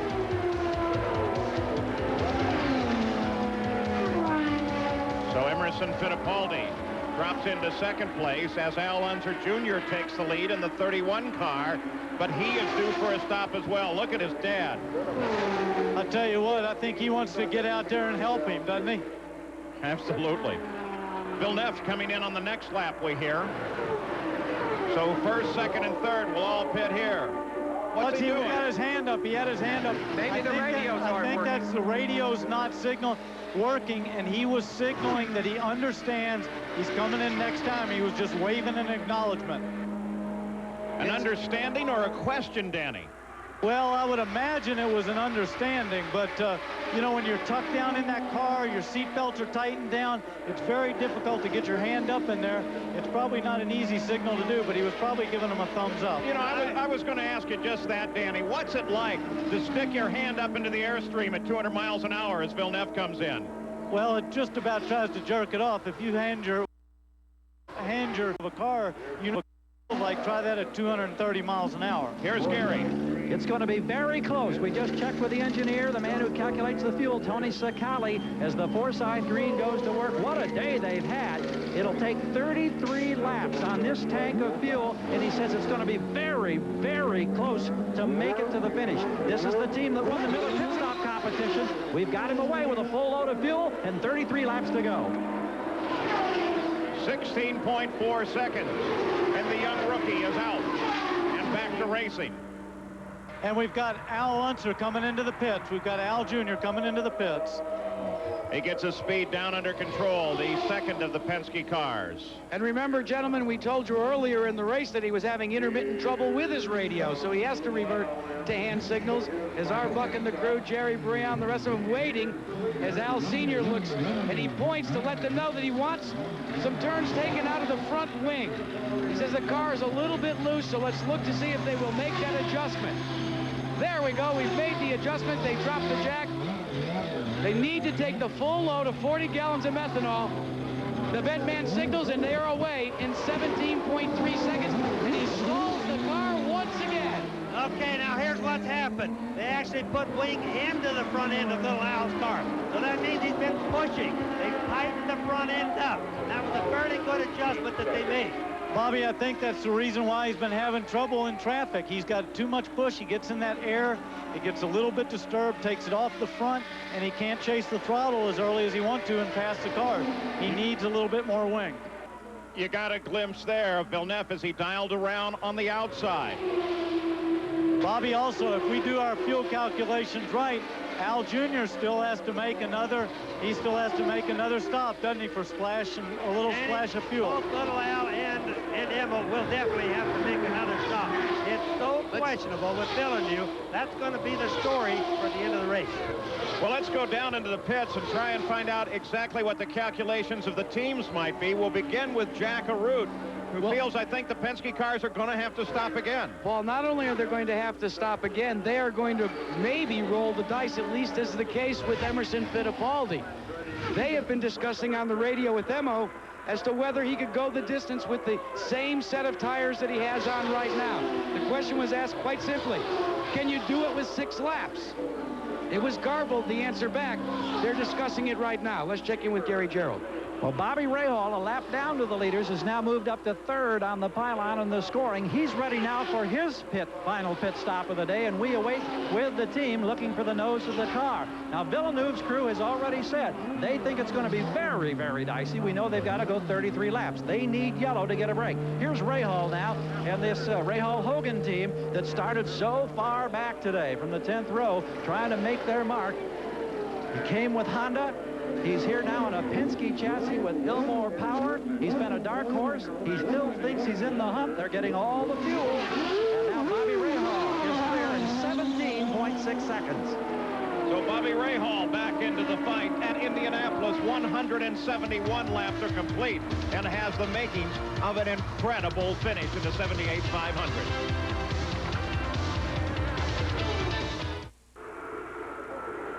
Back in Indianapolis is Emerson Fittipaldi looking for 2 in a row in his 3rd Indianapolis 500 win. The closing laps always tell the story at Indianapolis. In 2nd place is Al Unser Jr. Jacques Villeneuve runs in 3rd place. Robbie Gordon and then Michael Andretti. You know, Paul, something that I've noticed since Emerson's pit stop is this is the most I've ever seen him running down on the little rumble strips. I'm not so sure that this set of tires, the car is working quite as good as it was previously. As we watch the line of the cars, there you saw Fittipaldi dropping way down onto the rumble strip, then conservative off the corner. His wife, Teresa, watches on. And it looks like he's adding almost a second a lap to his lead in this race, Danny. Well, that appears that way. Now, maybe Penske's gone with the strategy for little Al that if we back off just a little bit, we can go the distance there and make up that while Emerson makes his pit stop. Danny, I don't think that's the way. I really just don't think little Al is handling as good as Emmo. But you watch Emmo, he runs clear down almost to the grass. Sometimes when he goes by you, I can hear him going across the rumble strips. It sounds like a dull siren going. That means the track is slippery, but he's handling good and found the driest place to run. His favorite word is beautiful, and things are certainly going beautifully for him right now. He's driven a great race so far. But I tell you, the question that you all asked earlier on about Emerson, can you stay with that set of tires for that last 6 laps? They don't want to take a chance of changing 4 tires and cross-threading a nut or screwing it up in any possible way. They want to splash the fuel in and let him go. So the run is static at the moment. But everything in Indianapolis tends to happen in the last 20 laps. We'll go away for these messages, and then we'll be back to run to the end.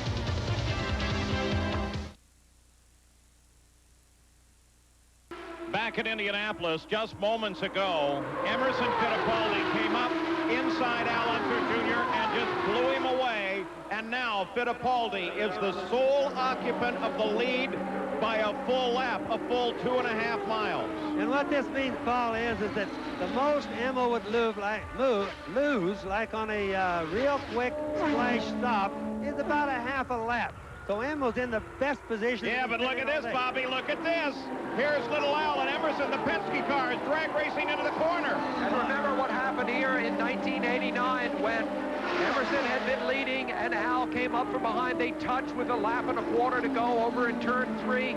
And after that big accident, which put Al into the wall and Emerson into victory circle, little Al came out and gave Emerson a big thumbs up. He bore him no ill will for what happened. And now they're teammates, and I think that cementing of that relationship then is key to what's happening right now. Sam, 18 laps to go. He certainly woke him up. That's for certain sure. You can see that. Yeah, but Bobby, I think that's great racing, and that shows the competitiveness of little Al. He knows that the only chance he stands is he's got to stay on that lead lap. He cannot go a lap down. You know, to these drivers, winning is really the only thing.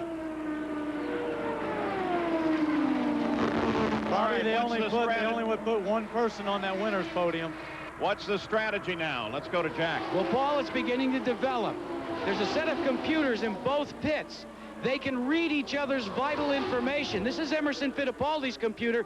They know that little Al could maybe stretch the fuel mileage if he conserves fuel. The window's about 2 laps. For Emerson Fittipaldi, this will be the most important device all day. This is the stick that they'll tap the fuel man with as they take their time stop about lap 194. This is the stick right here, gentlemen. Well, of course, if little Al was conserving fuel, Jack, he should be drafting Emerson Fittipaldi, not leading him. But Sam, the idea there is... Oh, that's Emerson. Yellow comes out. That's Emerson. And I just started to say the problem is he can't afford to be down a lap and have something like this happen. He's got to be ahead, and that's the way it turned out. As we suggested, within the last 20 laps, the last 50 miles, and Emerson Fittipaldi brushes the wall on lap 184. You should hear the crowd. I think he really had a puncture in the tire, something that happened really quick because you could watch him feeding that front end to it. So he obviously felt something very sudden. The 6th yellow of the day for the leader of the race.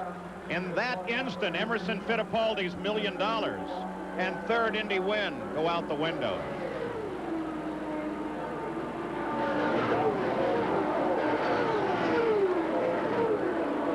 There's Fittipaldi. He walks back now after lap at 200 miles an hour. Teresa already heading back toward the garage area. She's only worried about her husband. Arie Luyendyk pulls to the inside. He's apparently out of the race. Indication is the motor's gone on Luyendyk's car. Roger Penske's last 4 wins have come with 4 different drivers, starting with you, Danny, then Rick, then Big Al, then Emerson. This would be a 5th. You know that little Al's work. He's nervous right now. Can you imagine the butterflies inside of him, Bobby, right now?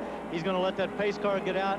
He's not going to let anybody jump him on this restart. He's going to come slow down the back straightaway and start building it up through 3 and 4. When he comes off 4, he's going to be on the gas. And he also knows that nobody can get a swing at him there.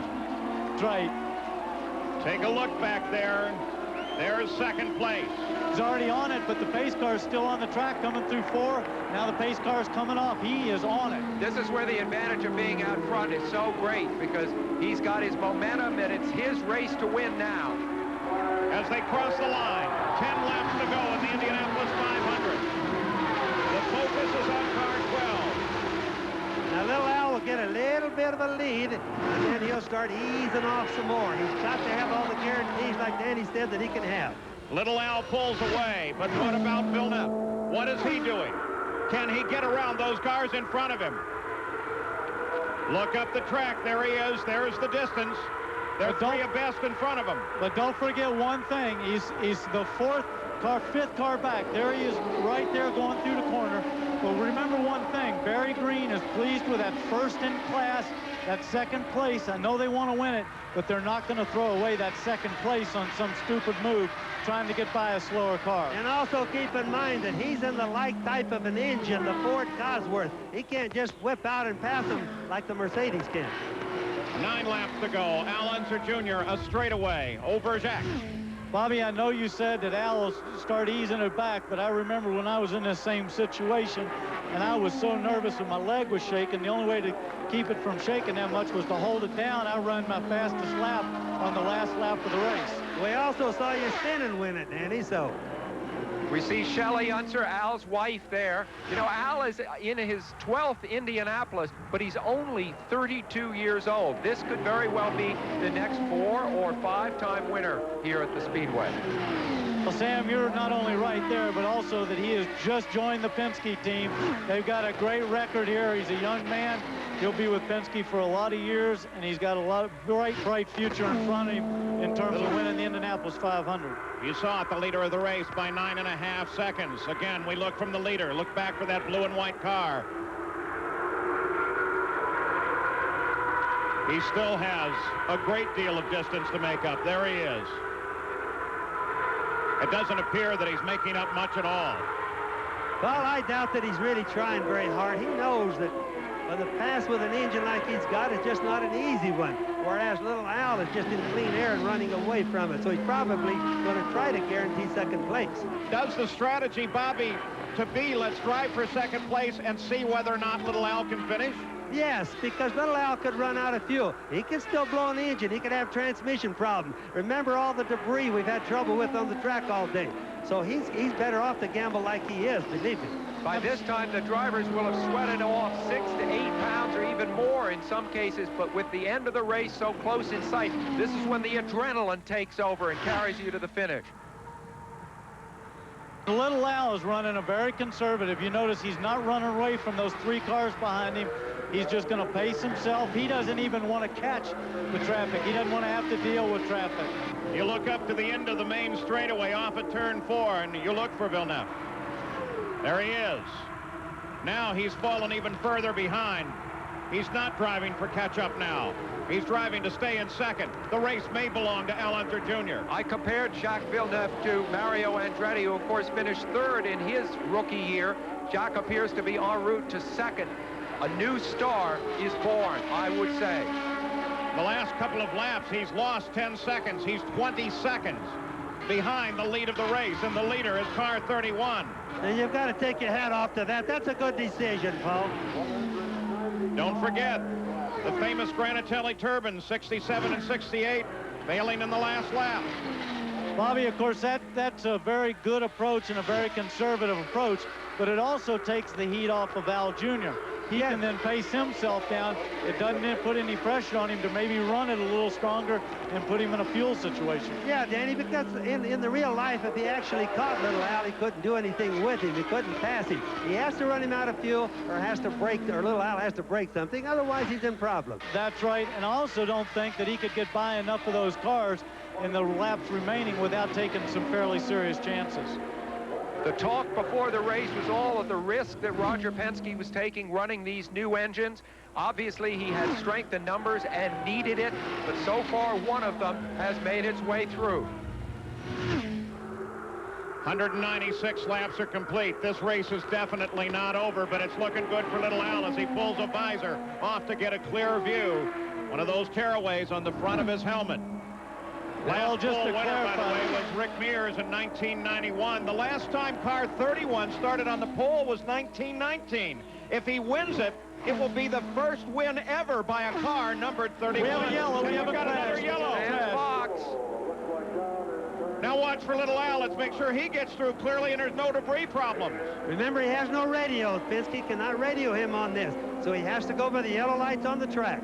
Yeah, but don't forget now, it looks like this race will probably end under a yellow because I don't see him getting that cleaned up with just a couple laps to go, and he's going to be very conservative here. I don't know, Danny. Sometimes these crews We'll get that debris off real quickly. Little Al motors through. Look how slow he came through there, Paul. He was really, really looking for debris on the car. And Big Al can barely stand it. But Penske is concerned, does this give a chance for Villeneuve to close up again?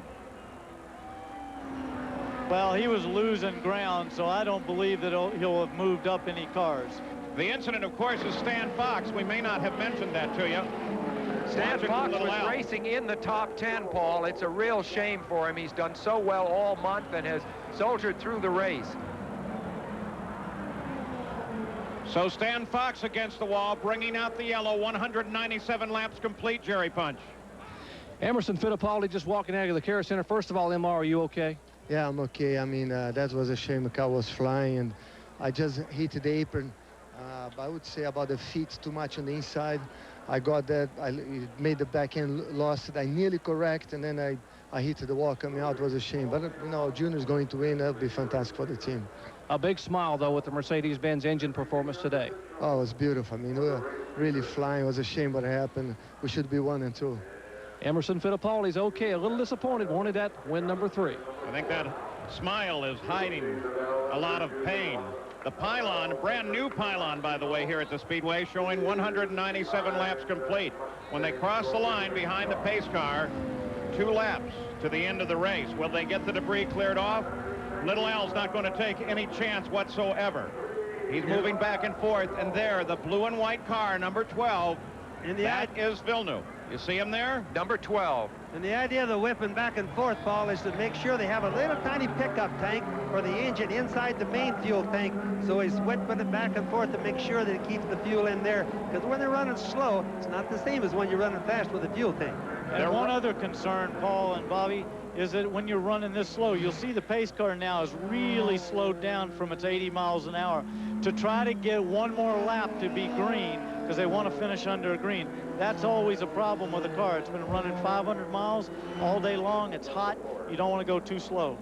They're trying to get Stan Fox's car off as fast as they can, trying to get the last lap, the white flag lap, run under green. They're working the 198th lap. Of course, that there is communications with the pace car. You're looking back from it now with Al Unser Jr. steadily driving down the backstretch, locked straight ahead. I think Al figures he has to drive one more racing lap. They are going to try and go green for the white flag lap. Dwayne Sweeney has the white flag in his hand. Al Unser Jr. closes up on the pace car. 1 lap to win the Indianapolis 500. What will become the most important lap of his life. They, of course, still have the flashing lights on in the pace car, so they're going to go around one more time. We'll see whether or not that's true. There was an indication they were going to radio the pace car from the control center to get off the track and take it green. The rules say the pace car has to have the lights off before they come green to warn the drivers. And obviously, there was a little bit of communication problem among the officials there. And, Bobby, also, they have to do it before they get into turn 3. Otherwise, they would have a major incident possibly over here in turn 4. So this is it.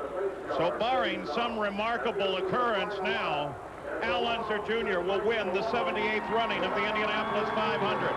He has 2.5 miles to go. The final lap will occur under the yellow flag. The rules don't permit them to turn the yellow on somewhere around the track. But Big Al and Roger Penske both know it's not really over until he crosses that final line, as trite as it may sound.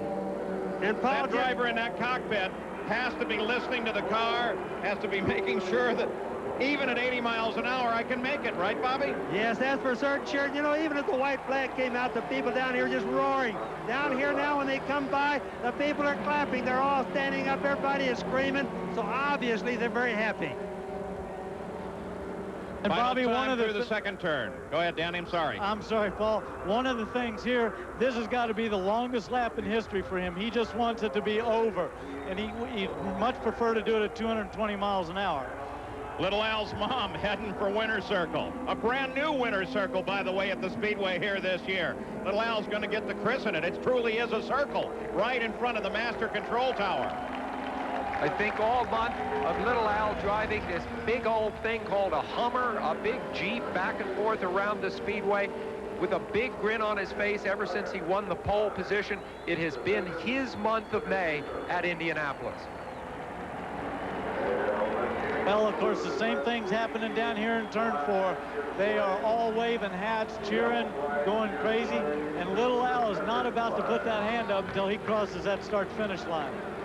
History in the making. Car 31. That number scoring its first win, and Mercedes-Benz, in its very first race in the IndyCars in modern times, wins the Indianapolis 500 as a brand new engine.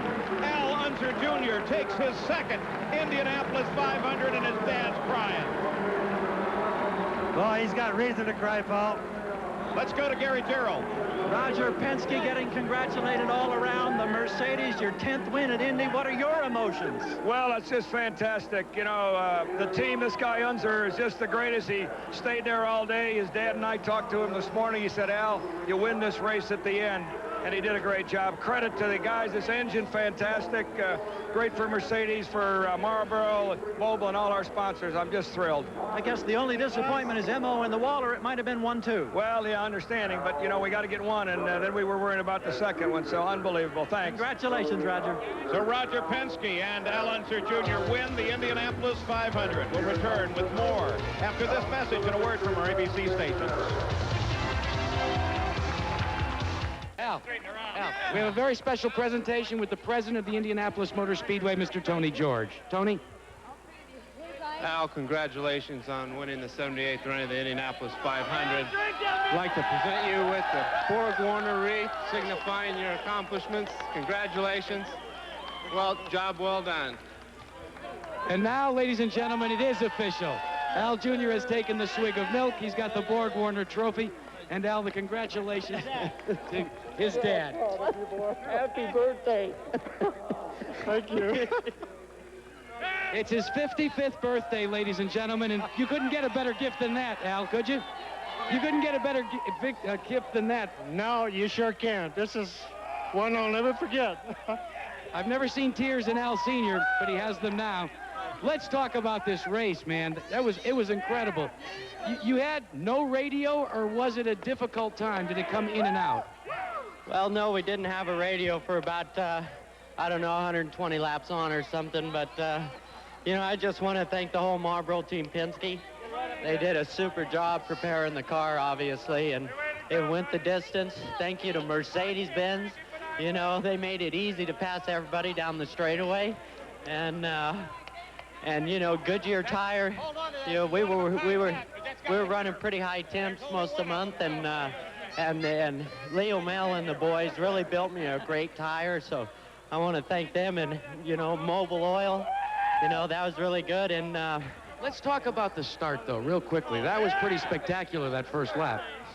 Well, the start was good. You know, we came down, and I wanted to lead the first lap, and so we did. And then you know, my first pit stop, we wanted to be easy on the clutch, and we were too easy. I ended up stalling it, and I told Roger, I said, you know, I got to leave the way we need to leave. And then that was it. And, you know, last off, I want to say happy birthday, Dad. This is a very special time for you because earlier today, your father took his last laps around the Indianapolis Motor Speedway. Unfortunately, because you had won the pole position and had other commitments, you couldn't come out to the line and see it. What a gift. Yeah. Well, you know, I want to thank this Marlboro team, Penske. I tell you, Roger, special thanks. I tell you, you know, he loves this place as much as I do, and it shows. You know, he brought us a special car and all that, and I just want to thank all the people out there. You know, without you, this place wouldn't be what it is, and so we love you very much. And, of course, your teammate, Emerson Fittipaldi. What happened in that situation? Well, with Emerson, you know, we got caught in traffic, and what enabled him to actually pass me was the same thing that bit him. As soon as you got offline, just a little bit in turn 4, or any of them, really, the air would put you offline because you don't have any downforce on it when you're behind another car. And then if you got out there too far, then it just sucked you out there like a vacuum cleaner. And and I got on the brakes. I almost hit the wall in turn 4. The lap Emerson passed me. That's what enabled him to get the run on me. And then, you know, we were trying extremely hard to get through traffic. He was trying extremely hard to get me a lap down, and so, you know, he got out there too far, and the old vacuum cleaner got him. For all of you participating in the Valvoline Indy 500 giveaway, here are the final winners who correctly identified the race leaders. At the 50-lap interval, it was James Tourville of Suffield, Connecticut. At the 100-lap interval, it was Dwight Lee Birmingham of Grosse Pointe, Michigan. And at the 150-lap interval, it was Jeff Cottonbrook of Somerton, Arizona. Thank you all for participating in the contest and watching the Indy 500 on ABC.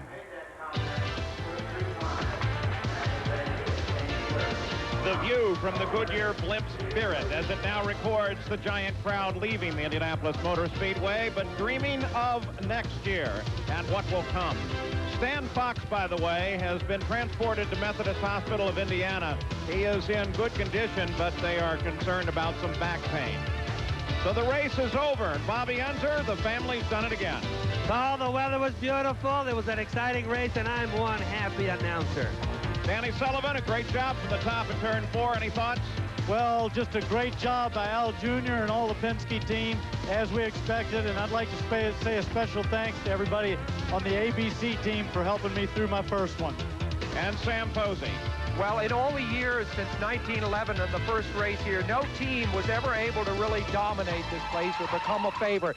Now Roger Penske has won 9 of the last 16 Indy 500s and becomes a dominant force in this race's history. So Al Unser Jr. in the Mustang pace car with his dad and family on board celebrates his second Indy 500 win. Car 31 wins for the first time, and Roger Penske a record 10 wins now at Indianapolis now. A special thanks to our ABC crew. They have done a remarkable job once again helping us bring you these fine pictures of the Indianapolis 500-mile race. And so now a victory lap of the track so much slower than ever before as Al Unser Jr. acknowledges the cheers of the crowd. Look at him stand there and cheer on this great champion. How many more Indy wins are in the book for Al Unser?